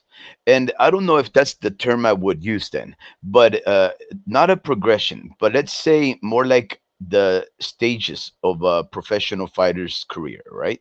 You have the prospect, the novice, the prospect, the contender. You have the journeyman, and the thing about it is that there's different fighters, right? Have never actually lived through all of those phases. Like for example, Money Mayweather's never been a journeyman. He's never been the guy that just takes. And when we consider a journeyman, of course, we imagine a guy who makes it a career of just fighting, not always necessarily to be a champion, but just to fight for his career, right? That's how he makes his money, his bread and butter. But that comes from being good enough to continue to fight for long periods of time, decades even, because that's all you know what to do. So you're likely going to take some wins, some losses. You may have reached the highest echelons in the sport, but started out from the bottom. Uh, Long story short, there is that one phase that comes to most these fighters, which is where they, basically pass the torch to somebody. Mayweather never passed the torch to anybody, right? I guess some people say things like uh, Canelo, Saul Santos Alvarez Berrigan, Canelo uh, was passed the torch from Money Mayweather, and I disagree because he didn't. I mean, I'm sure he learned from that, but he never beat Money Mayweather. And there are some benefits that come from being the person they passed the torch to. So Canelo, Saul Santos Alvarez Bergan, is himself his own self-made man. Nobody ever passed the torch to him. And another person that I wanted to ask you about is Emmanuel Padrigan Pacquiao. Emmanuel Madrigan Pacquiao, uh, Dapiridan Pacquiao. Um, did he ever pass the torch to anybody? Because when I think of these rumors about him wanting to fight Gervonta Tank Davis, um, I think to myself, listen, I don't think that's necessarily a bad fight. Not that I would want to watch it, by the way, because I do like the steps to be respected and followed in ranking, right? And I don't like necessarily any easy shortcuts. And I'm not saying that Javante Tank Davis has never done the right thing to become a respectable champion, because he has, but he hasn't been doing so recently.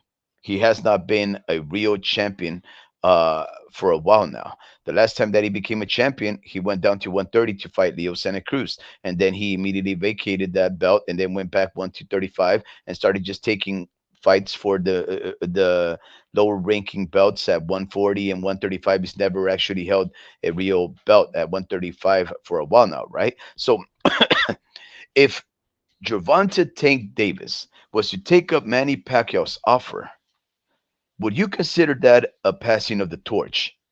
If Gervonta Tank Davis beats Manny Pacquiao, because that's still a tough fight. Manny Pacquiao is a true legend, and he's in the ring, trying out right now. He's running his legislative post in the Philippines, but he's also throwing punches and teaching all these fighters the world over how to fight.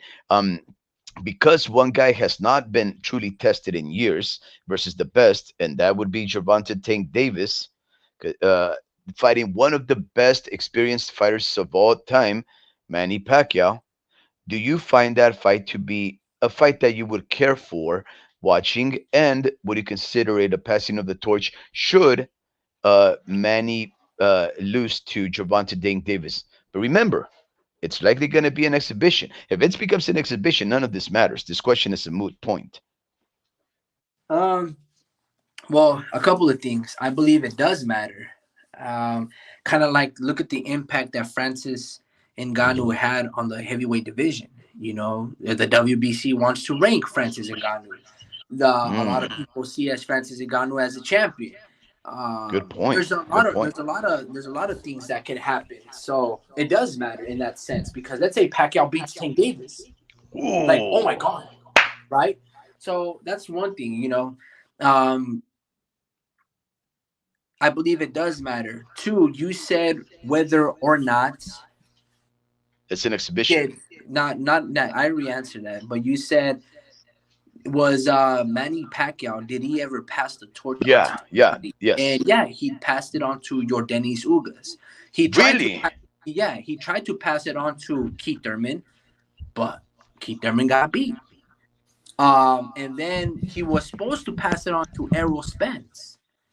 Errol Spence had a detached retina, so they rescheduled it, and then they gave that fight, the Pacquiao fight, to Yordenis Ugas. Yordenis Ugas takes it. He was a 3-1 underdog, and he beat Pacquiao. And Mm. he, in fact, a lot of Benoist, they gave Ugas a lot of credit for not running, for standing the ground, and that was basically the passing of the torch. And then even Arrow acknowledged it, and he goes, they asked him a question. I forgot on what channel it was, but they asked him, "Hey man, do you feel a little bummed out about not having the Manny Pacquiao fight?" And he goes, "Honestly, you know what? I don't feel too bad about it because I don't want to be hated." And he gave a great example of a fight, of a fighter that became very not what not Disliked? yeah, I forgot, like, what's the word, when you are disliked for beating like a favorite fighter, and he, Loaded, despised. well, not despised, but it's kind of like, fuck, I forget what exactly the word that it is, but you're, see if I can find it. It's called infamous. There you go. When you become infamous for like the wrong, you become famous for something wrong or a wrongdoing, or basically something that's like, Errol was like, I don't want to become like that guy. I don't want to be disliked for beating a legend. So he goes, in a sense, it was kind of a blessing from being, having a detached retina, because I didn't have to destroy Pacquiao, assuming that he would destroy Pacquiao. Uh-huh. And then Yordenis Ugas became that guy. So it was like, you know what? He passed on the torch to him. I'm gonna beat Ugas, and basically for beating the legend, and that's what Errol since became. Um, so yeah, he didn't want to be disliked. So yeah, you go into that thing. I think Pacquiao tried to pass the torch on to three fighters. Hell, he even tried to pass it on to Adrian Broner, and Broner did not beat Pacquiao. And then he was supposed to try to pass it on to Keith Thurman, and Thurman couldn't beat Pacquiao. He got dropped in the first, second round. And then he, he eventually tried to pass it on to Arrow. Arrow had the detached retina, and guess what? Danny Sugas rose up and to the situation, rose to the occasion, and he beat Pacquiao. So yeah, Pacquiao did what we normally see our legends of the sport have a farewell fight. Like for instance, Miguel Cotto. I Mm. believe Miguel Cotto could have easily beat Saram Ali, but I believe that is Miguel Cotto's last fight, and Miguel Cotto passed on the torch to Saram Ali, who Saram Ali ended up passing the torch eventually to Jaime Munguia. You see, Golden Boy wanted to pinpoint Miguel Cotto versus Jaime Munguia, and there was like, nah, dude, that dude is too big. So Cotto, I feel like he started putting on his theatrics as if Saram Ali was really hurting him. Mhm. But in looking for a way out, just to play the game. But Saddam Ali couldn't make it convincing enough for Miguel Cotto to take a knee. Kind of like Malik Scott and Deontay Wilder. He kind of gave him a Yeah. week and he fell down. So that's normally where we see that happen. Wow. I mean, go look at the fight. You can't I tell me seen that fight. I told Cotto you tried to he look like he winked. was shot. No way, dude. Oh, that one. Oh, okay. No, no, no. I thought you were talking about Malik Scott. Yeah, do your thing. Do your thing. So look, homie Ricky, I guess you associate the passing of the torch with the retirement, the fight that leads to a fighter's retirement. Um, I don't see it like that. I don't see that as the definition of a passing of the torch, right? When I think of a passing of the torch, for the most part, yes, we do seem to associate it with the termination of a fighter's career, but we also see it with the ascendancy of another fighter's career. right? And I don't think Jordanis Ugas carried that torch and made anything out of it. He But did hold not on, become the next just Johnny to Come inter- Lately. just to interrupt you right now, it's usually those two go hand in hand. For instance, you said the descending of one fighter and the ascending of another. You Yeah, normally see the that in retirement of a retirement. fighter. Yeah, Correct. Those usually go hand in hand. So, like for instance, Tyson Fury and Klitschko. Tyson Fury beats Klitschko. Klitschko retires for 2 years, but it was a very boring fight. But that was essentially the passing of the torch. Fury ended up basically being unified, taking all the belts, and all he needed to do was beat Deontay Wilder. Klitschko retires, but people weren't really satisfied. They were still skeptical about Tyson Fury. They didn't know if he was the guy to carry over, the heavyweight boxing scene in the UK. So yeah, Edward brings out Klitschko, pays Klitschko handsomely, and then he engages after 2 years of retirement in an amazing fight, a very entertaining bout with Anthony Joshua. And then everybody sees this is the guy, this is the face, he's got the body, he's got the charm, he's got the look, and he can fight. And he just gave us an amazing fight. This is the passing of the torch. It's an ascending one for Joshua, a descending one for Klitschko. We can go down the list. Cotto versus Maravilla. You can go down the list of not just Pacquiao, but Oscar the Lawyer. He passed on to the torch of Manny Pacquiao, fought him at 147 pounds, something that he hadn't even fought after like a decade or so. Fought Floyd Mayweather at 154. Oscar De La Hoya passed on the torch for two. It's ascending on descending of one fighter versus the other. It's the same thing. So, I mean, you can't ever tell me a moment where it's like, oh, this is the passing of the torch of one fight. Even this, Sean Porter's last fight was against Bud Crawford. People did not want to give Bud Crawford any credit for what he had done at the welterweight division. Though he had knocked out pretty much Jeff Horn, who had beaten Pacquiao, he had beaten all these undefeated damn near fighters and knocking them all out. yeah. He But I guess that see now and I it was think you're like, making my oh, you point. stopped the fucking fight, and they still didn't want to give him credit. So it's usually one guy But out the door getting completely blitzed and stopped. yeah, and I think that point that you just made, homie Ricky, um, supports my idea of what a passing of the torch is like. The passing of the torch is not necessarily a fighter losing to another and then one guy retiring. Because as you just stated right there, nobody decided uh, that Bud Terrence Bud Crawford deserved much credit for fighting Sean Porter, especially after Sean Porter retired immediately after that fight. You see, nobody ever said, "Oh, Sean Porter passed the torch to Terrence Bud Crawford." That was not the fight that anybody could go back to and say this is where the torch was passed on to Bud, right? Um, One way uh, to more easily uh, interpret the passing of the torch is through the Ring Magazine lineal belt, right? Because that is an imaginary assignation, an entitlement that does carry some weight because of the significance, the historical significance of lineage in the sport of boxing. So when one lineal fighter loses to another fighter, that the fighter carries the new fighter, the triumphant one, carries the title of being the lineal. So that's a one way to say that there's a passing of the torch, but I don't even think that's necessarily even a right way of interpreting a passing of the torch. Like for example, Ugas did beat Manny Pacquiao, but I don't think anything was passed on to Ugas. Why? Because he didn't do anything with that. Like for example, when Ah, he Ugas lost did. to He Terence did. Bud, when Ugas lost to Spence, he did not pass the torch to Spence. In fact, Spence was already the guy. He was already the guy. In fact, Spence didn't need Ugas to hand him anything or to even beat that guy because he was already what you would consider the guy. Although it's hard to really define if there was any passing of the torch and the history of the fights of Errol Spence because there was never that big name that basically with that win over that fighter, he took that fighter's credit and fan base and ran with it to be a successful fighter. And let me just give you some examples, right? Manny Pacquiao lost to Jeff Horn, but I wouldn't say Jeff Horn was passed the torch. Manny Pacquiao lost to Marquez, but I wouldn't say that Manny Pacquiao passed his torch to Marquez.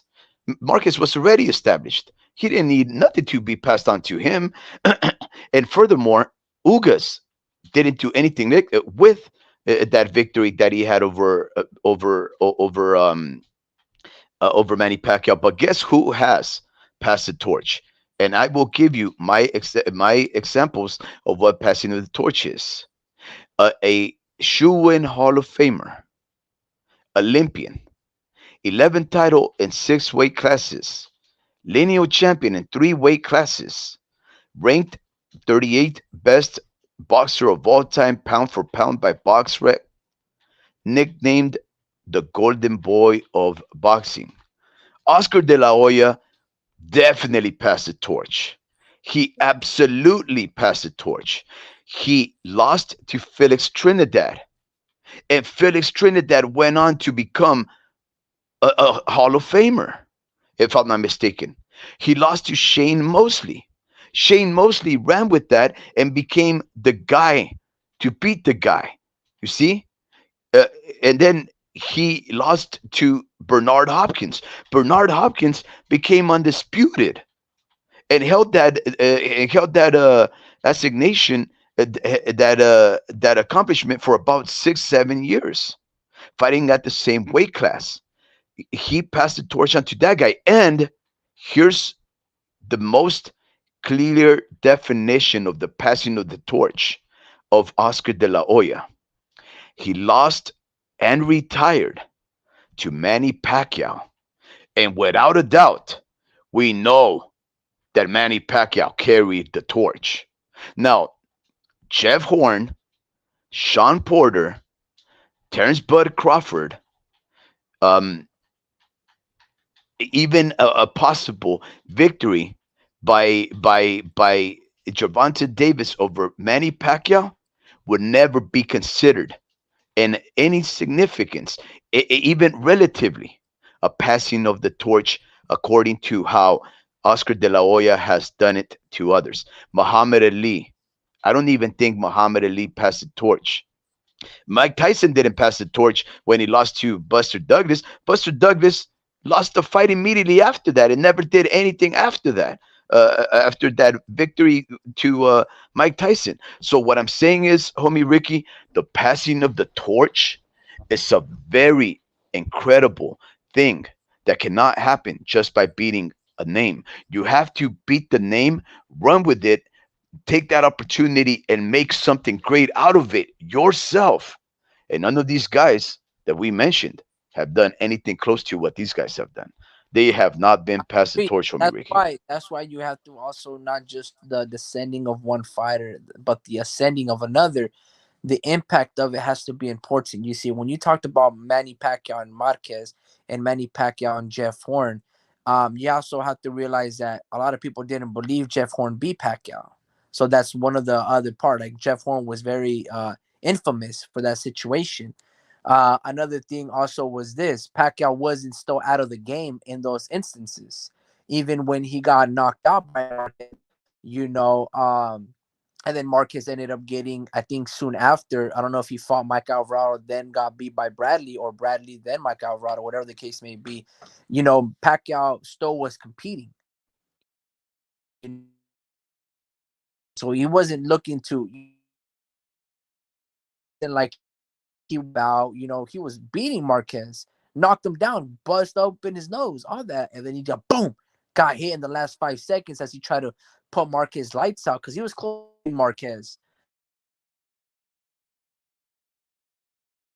But Marquez landed that right down to his chin as he was trying to bunny hop with the 1-2, and then boom. But Pacquiao never quit because you saw he had a lot of life. It's when another important when we talk about passing of the torch. It's when we acknowledge that that fighter is very good, right?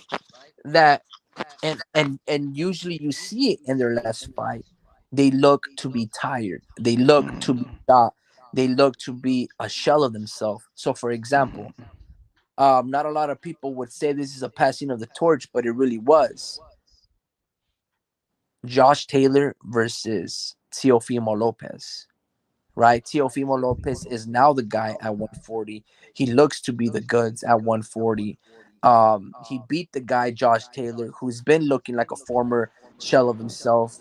And even though Josh Taylor might still be competing, might still move up at 147 or even at 140 for his next bout, I don't know. But he really looked like he was shot. And then to this credit, he looked really bad, and Teofimo looked phenomenal. Now, for instance, Mikey Garcia and SanMartin, right? You can be like, well, Mikey didn't pass on the torch to, SanMartin. Well, in reality, he did. But one of the things that you're forgetting is Mikey Garcia, was he the torch holder?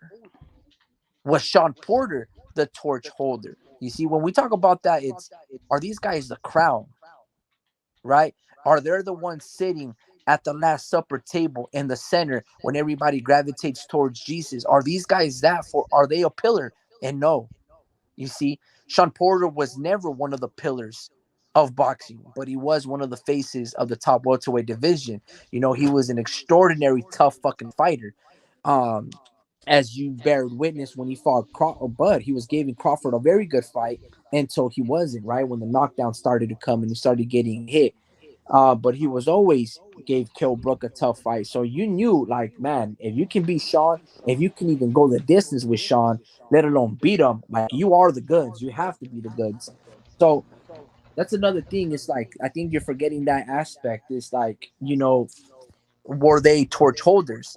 And I don't think Mikey and them were, but when you look at most of these fighters, like Cotto, that dude is obviously a first round ballot Hall of Famer. And his last fight was a loss. And he tried to pass on the torch to Saram Ali when they were trying to pass it on to, Jaime Munguia. And, Saram Ali didn't do much with it, but it was Jaime Munguia that was basically, the passing of it.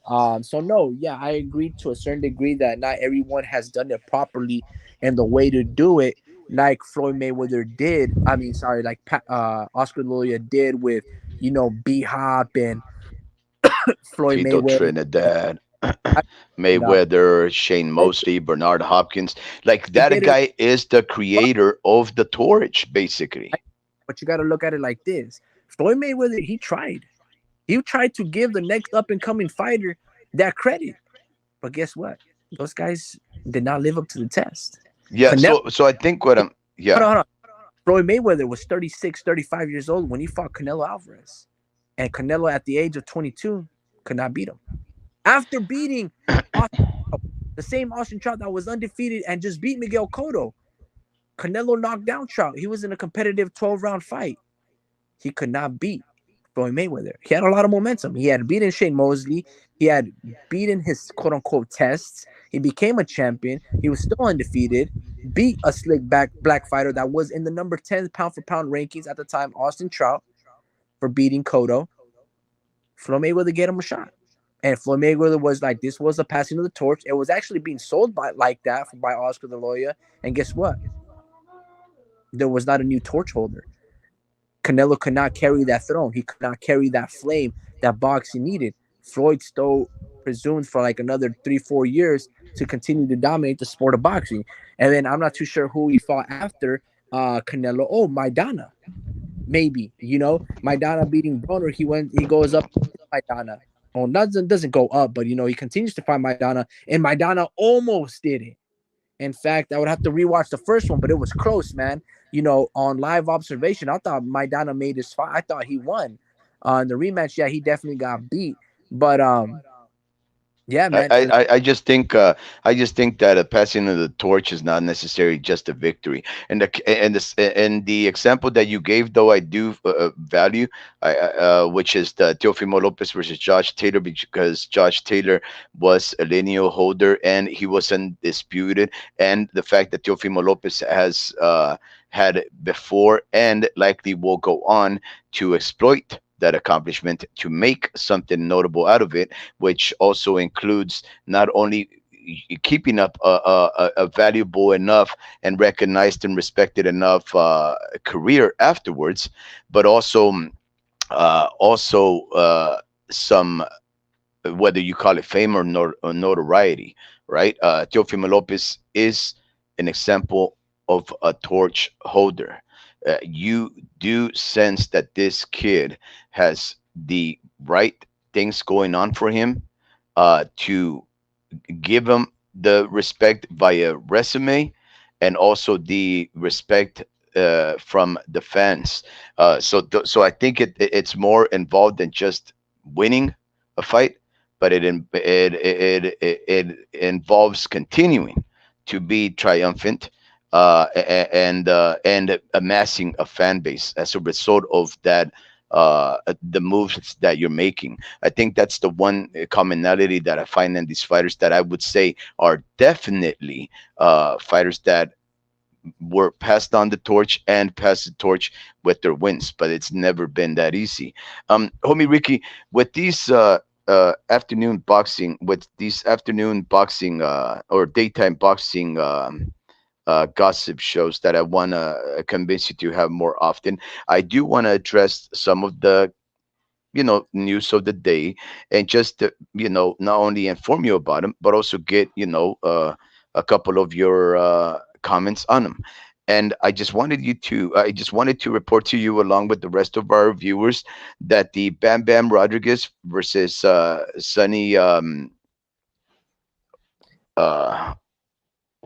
what's that little guy's name? Uh, Sonny Edwards is shaping up to be a very good fight.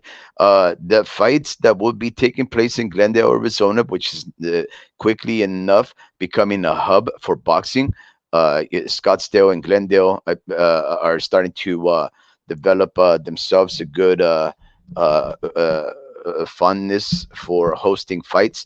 Uh, Jesse Bam Bam Rodriguez and Sonny Edwards will now have as a co-main event Marujan Akhmadaliev, 11-1, 8 KOs. Yep, the guy who lost to Tapales, who is gonna be fighting Naoya Inoue in December for another undisputed, if I'm not mistaken, Naomi Ricky.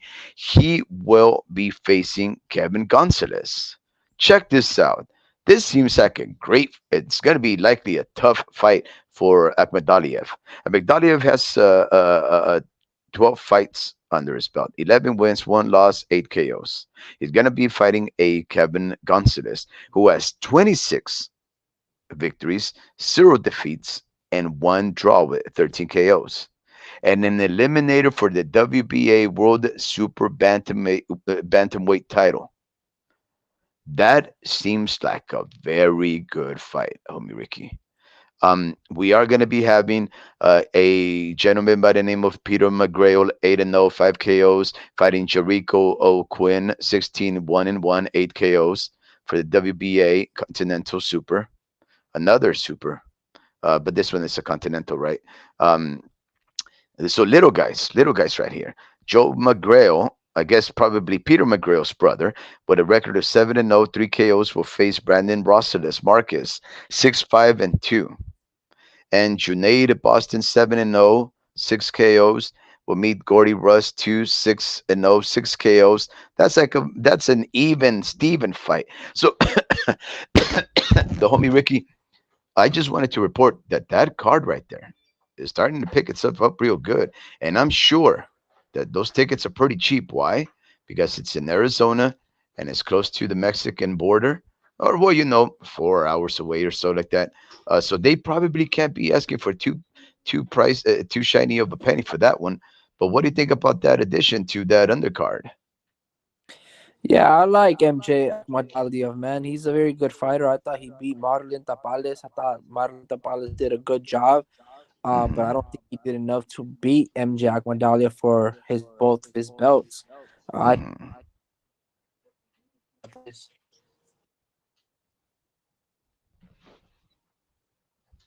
was a very good fight. Never heard of the guy named Kevin Gonzalez, as you like to say. He's undefeated. I've never heard of him. So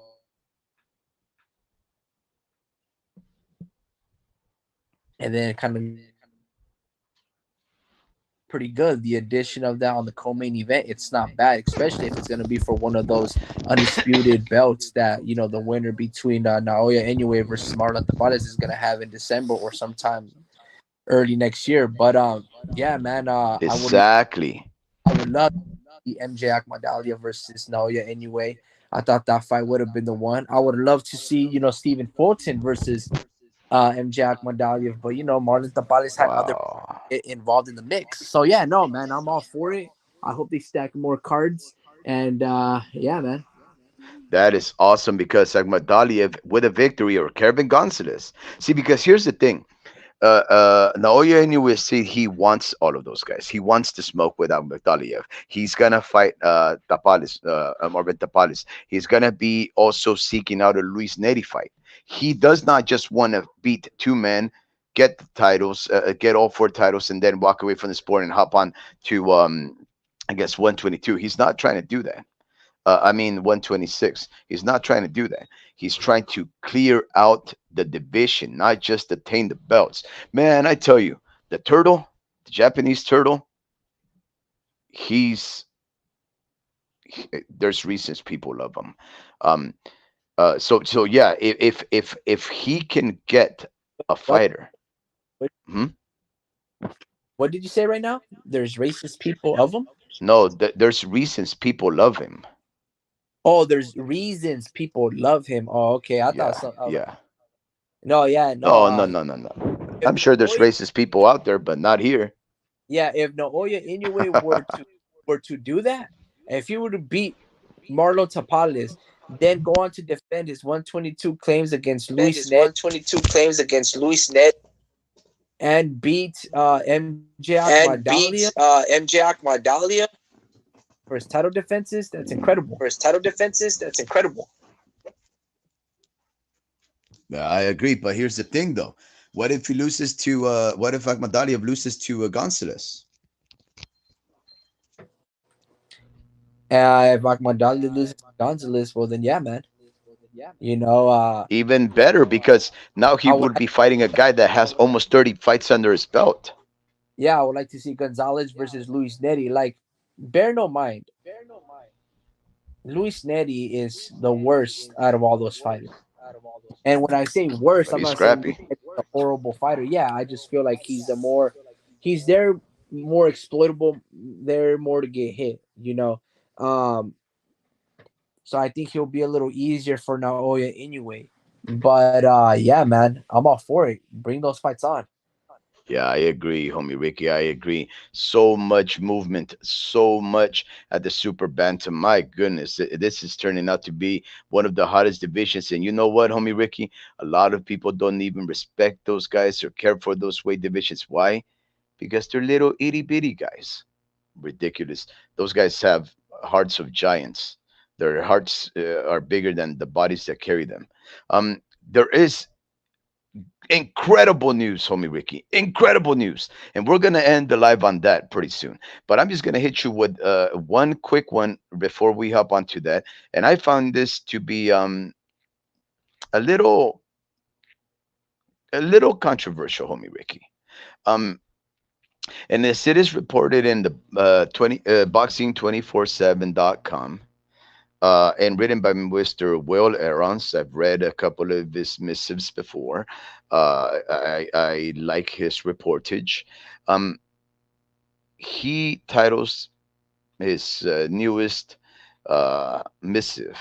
Shakur Stevenson says Lomachenko is quote unquote weak for turning down fight against him. Now, I'm not too sure if you heard about this, homie Ricky, but it seems like uh, Lomachenko, Vasily High-Tech Lomachenko, aka the Matrix, is gonna be fighting George Cambosis. Um, Let us remind our listeners that Vasily Lomachenko just most recently in the last outing uh, was defeated in his undisputed fight against Devin Haney. In a fight that many consider uh, Vasily Lomachenko having won but robbed of, they've actually used the term rob. And they had polls where people were saying 80% yes, Lomachenko got robbed against Devin Haney. Uh, we also have to acknowledge that whether he won in the eyes of many, Vasily Lomachenko had his toughest outing ever against what a lot of people consider a runner and a pillow fisted fighter. And it's just right there in the face of Vasily Lomachenko. And guys, it pains me to say this because I am a big fan of Vasily High Tech Lomachenko. He has been my favorite current fighter for years. But that was the toughest fight he's ever had. He suffered so much physical devastation. His face was hurt, left tumescent, and bruised at the hands of quote unquote a pillow fisted fighter who runs. First off, I didn't see no running. Second, I saw one of the greatest displays of boxing in recent years between these two fighters. One of the, in my opinions, one of the greatest southpaw fighters of all boxing history, up there top 10, obviously, and Vasily Lomachenko fighting one of the bravest and most skillful young fighters, and Devin Haney, who's an orthodox fighter. Now, if you watch that fight, they all did excellent. They bobbed and weaved, they parried, they ebbed and flowed, they jabbed, they blocked, they went to the body, they went to the head, they found the angles, they countered each other, they did everything that you want to see in a professional fighter. They did it against themselves. Lomachenko, who's always been the little guy to go up in weight class to beat the bigger guys for the challenge, he came to beat the taller uh, Devin Haney. Devin Haney, who's less experienced than well, actually professionally probably more experienced than Lomachenko because he has more fights under his belt, if I'm not mistaken. Um, Still, he went over there and having very minimal southpaw fighting experience, he went over there and gave Lomachenko hell. Now, people are criticizing. I don't know if people are criticizing Lomachenko for not taking on a Shakur Stevens fight, um, and taking up instead a George Kambosos fight. I don't think they're necessarily being too critical of that. Why? Because Lomachenko doesn't have anything to prove. He doesn't have to fight Shakur Stevens. In fact, he's already had shots at becoming undisputed, which is the only thing he ever wanted to do at 135 and then retire. He's had two shots and came short in both of them. Once against Teofimo Lopez, and then again to Devin Haney. Now, just that fact would be enough to deplete and deflate the morale of a fighter and retire. But after having been beaten, even though maybe, just on paper, to Devin Haney and taking that kind of physical toll, I don't find it illogical or unreasonable that that Lomachenko should take a former champion who is also on the mend. Yes, he did win his last fight against Maxi Hughes, even though he didn't. I don't think so. I think they're in the same boat. I think Georgie Cambosos lost to Maxi Hughes on this last fight, but he got the win. Lomachenko, I don't think he lost to Devin Haney, but he took the loss. Nonetheless, both of them are really coming off of um, losses. One, a loss that should be a win, and the other one, a win that should be a loss. Both of them former champions, and both of them are trying to prove themselves once again that they can compete. Now, I don't know if it's right, the homie Ricky, that Lomachenko walk away from a fight with against Shakur Stevens, because that would have been his best chance again at getting one of the belts. But are you critical of that fight, homie Ricky? Are you critical of a George uh, Kambosos versus Lomachenko fight on account that Lomachenko, after having lost, which means he should have taken a lower ranking position, that he should try to tune up before fighting Shakur Stevens?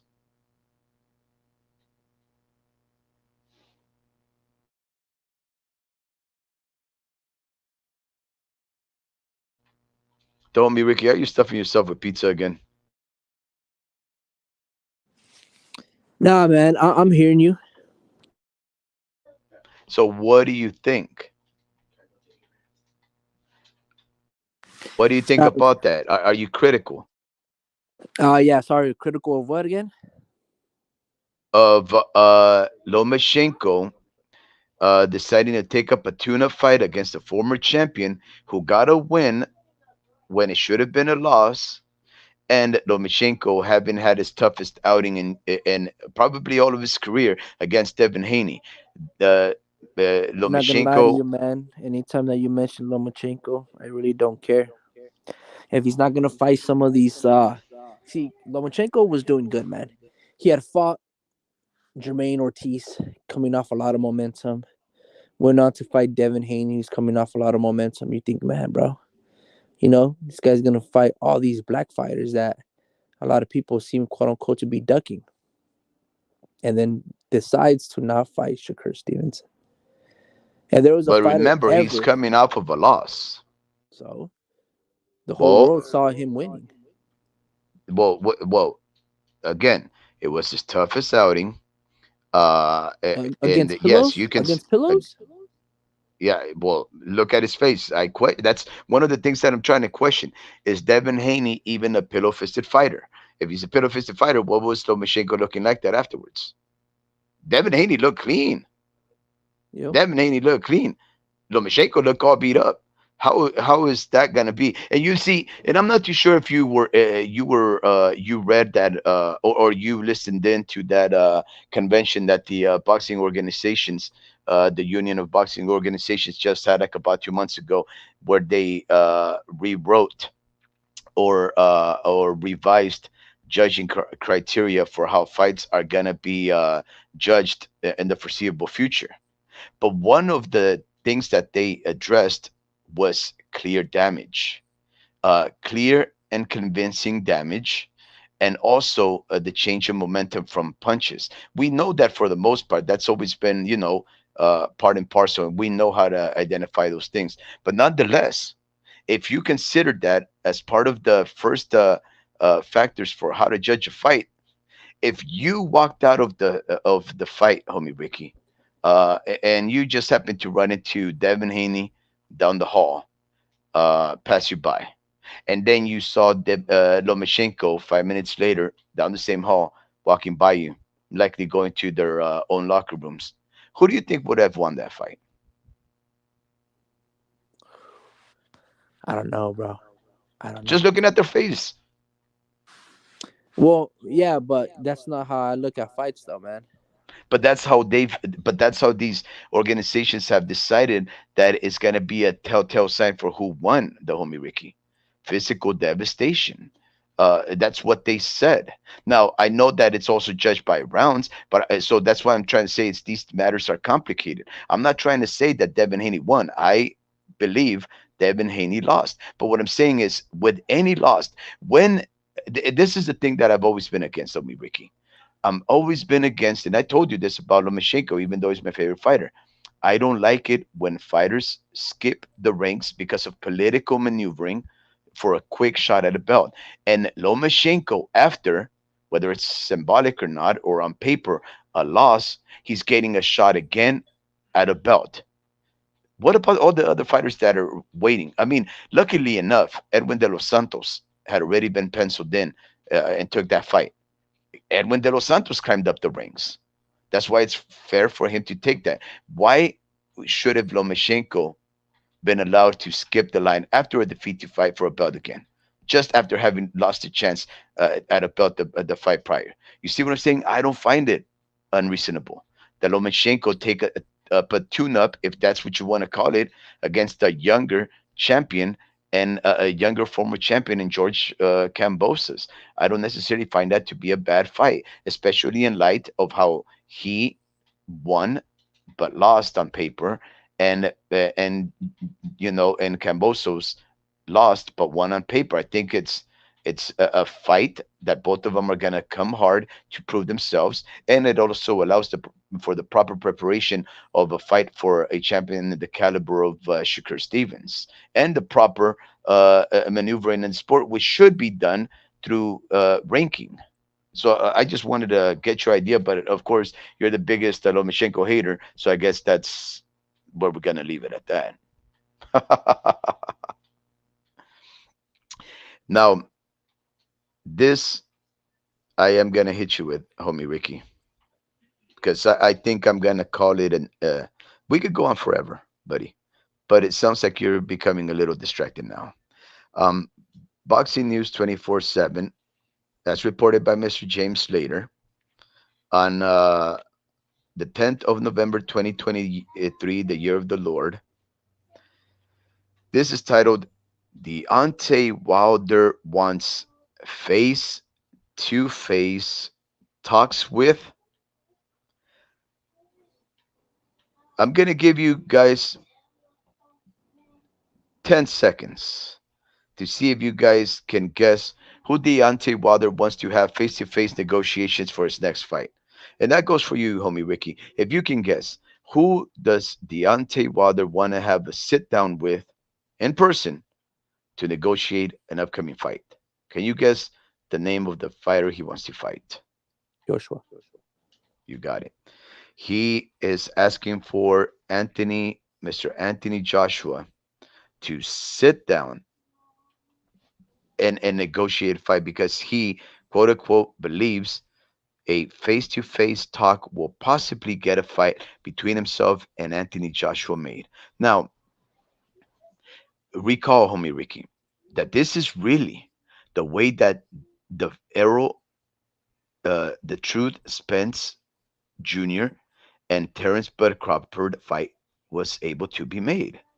They both sat down. They first started to talk over the phone, friendly conversations. They were joshing around with each other.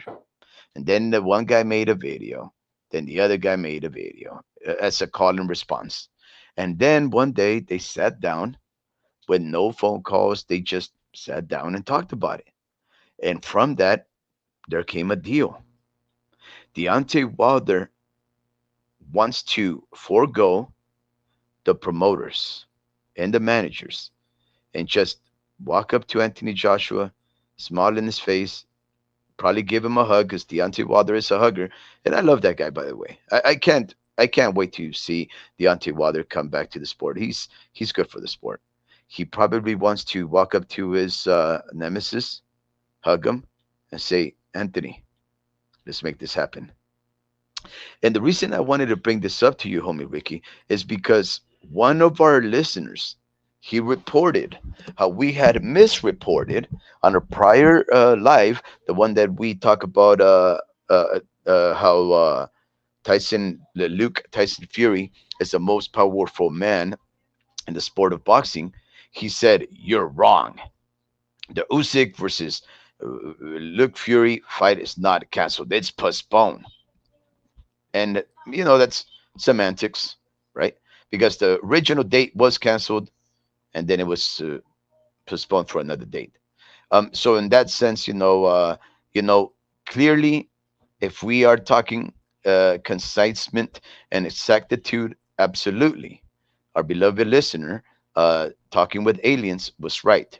The fight was postponed. I never said it was canceled. By the way, we did have a little clarification made. The title was mistitled, and I know that you would never do it of false enticement methods like that, what do they call it, clickbait or whatever. I just know that you really thought that canceling was the proper term to use, but of course I said it was on the live that it was postponed, uh, uh, off of the same maneuverings and machinations of the con man Tyson Fury. This gentleman, of course, also said, and he was in agreement with Teddy Atlas, that Luke Fury is the best heavyweight right now, and that it would beat Usyk and also Joshua, which are the only fighters that he hasn't faced. And I said I am not one of those uh, boxing fans that cares about another person's eye test, because I care about the fights more than whose opinion any random person is. Whether that's somebody as experienced as Teddy Atlas, who has worked with apparently Mike Tyson and Muhammad Ali. Long story short, what I'm saying is this: the Saudis are back in the mix, homie Ricky. It seems that the Saudis are back in the mix. The Saudis have not announced the revival of of that 4 5 man tournament at heavyweight, like they had been talking about for a year, and that the Luke Tyson Fury ended up disrupting those plans and robbing their shine and taking their money and leaving all the other 4 men out.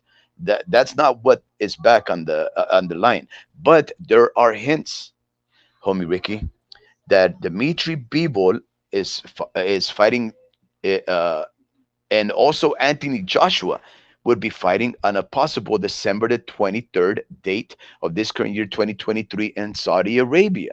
Now that's about a month and 15 days out.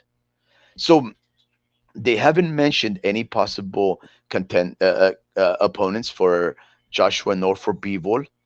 We both know that Bivol is a champion at 175. He's a belt holder. Anthony Joshua is not.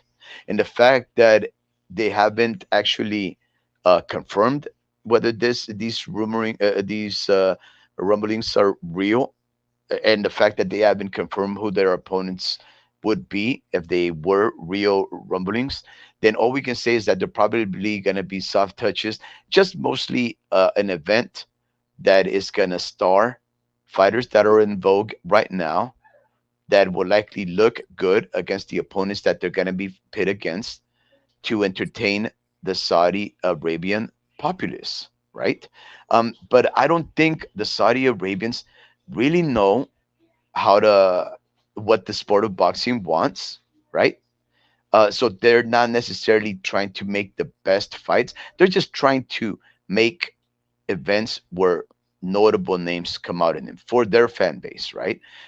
They're obviously uh, willing to host fights such as Fury versus Ngannou, who really was a frivolous offering and meant nothing to the sport at large. That's why I say that Saudis don't know what they're doing.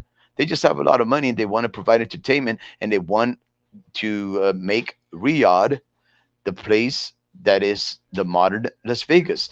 But the homie Ricky, it seems that the investment of the Saudi Arabian nation and the MBS and Turkey Al Ghalib, um, they are continuing the promotion of the sport by financial investment and the exhibition of these fighters.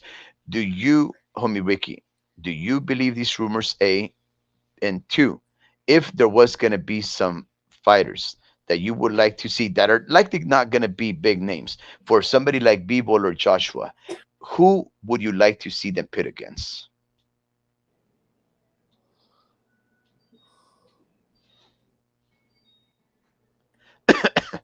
Here's just a couple of names that this reporter mentions right off the bat for B-Ball: Anthony Yard, David Morrell Jr., Jaime Munguia, Alexander Bostic, Vladimir Shishkin, and Diego Pacheco. Now, I don't know. Uh, I don't know if those are realistic. I don't know if they're realistic offerings, Homie Ricky. I don't know if you noticed, but there's fighters from different weight classes right there against Bivol.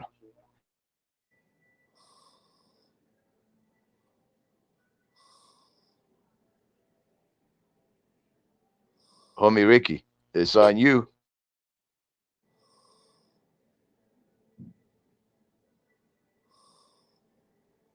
Homie Ricky, you may be out of range, but I can hear you.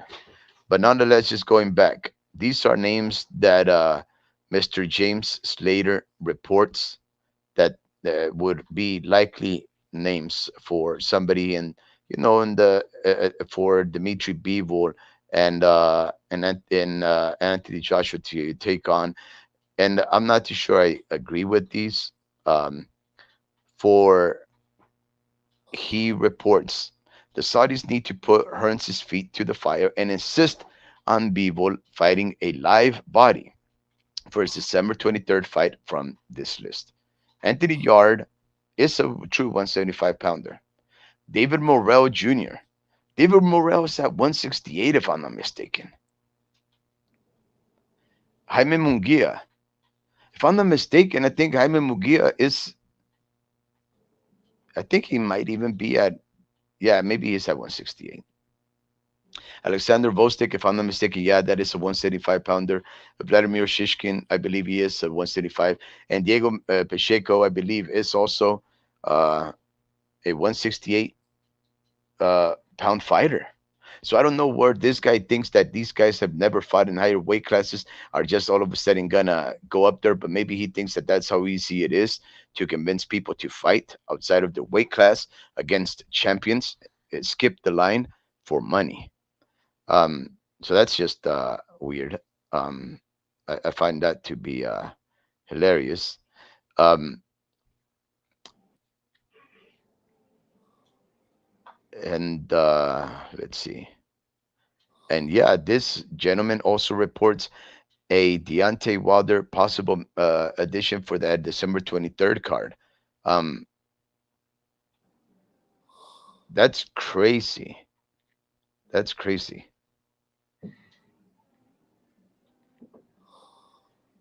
Homie Ricky, I think you fell asleep, buddy. Okay, guys, you know what? I think the homie Ricky actually is snoring. I think he's snoring. If we listen in carefully, I think we'll catch him snoring. Look. Mm, mm. Yep, he's snoring. Oh shit, man. Yeah, dude, I'm done, bro. I'm lights out. Oh man, you made me cough over here. You were all snoring and everything. I thought you were talking, but I was like, hey, he's got a bad connection. But I was like, yo, that's snoring. I guess maybe Yeah, I dude, guess I'm done, bro. I'm lights out, yeah. man. Lights I'm out, lights out, Tony. man. We supposed to be done like an hour ago, man. Yeah, well, I was doing the man. That's hilarious. If you snoring is not an indication that I've stretched this life for too long, I don't know what is. So I guess we're gonna wrap it up here, everybody. Remember, just in a matter of minutes, 40 minutes from now, hop on into the Zone app. We're gonna be watching the Vargas dynasty. We're gonna be watching the children of Fernando El Ferros Vargas fighting on their debut on the Zone app. That starts at uh, 6 post meridian in the state in the Pacific West Coast regions, and that includes whatever other uh, zones around here. But I hope that you guys enjoy yourselves tonight. We hope to hop on live soon enough. And yes, homie Ricky has started to snore. So that is where I say All I right, good bid night, you guys. adieu. Have a wonderful night, everybody.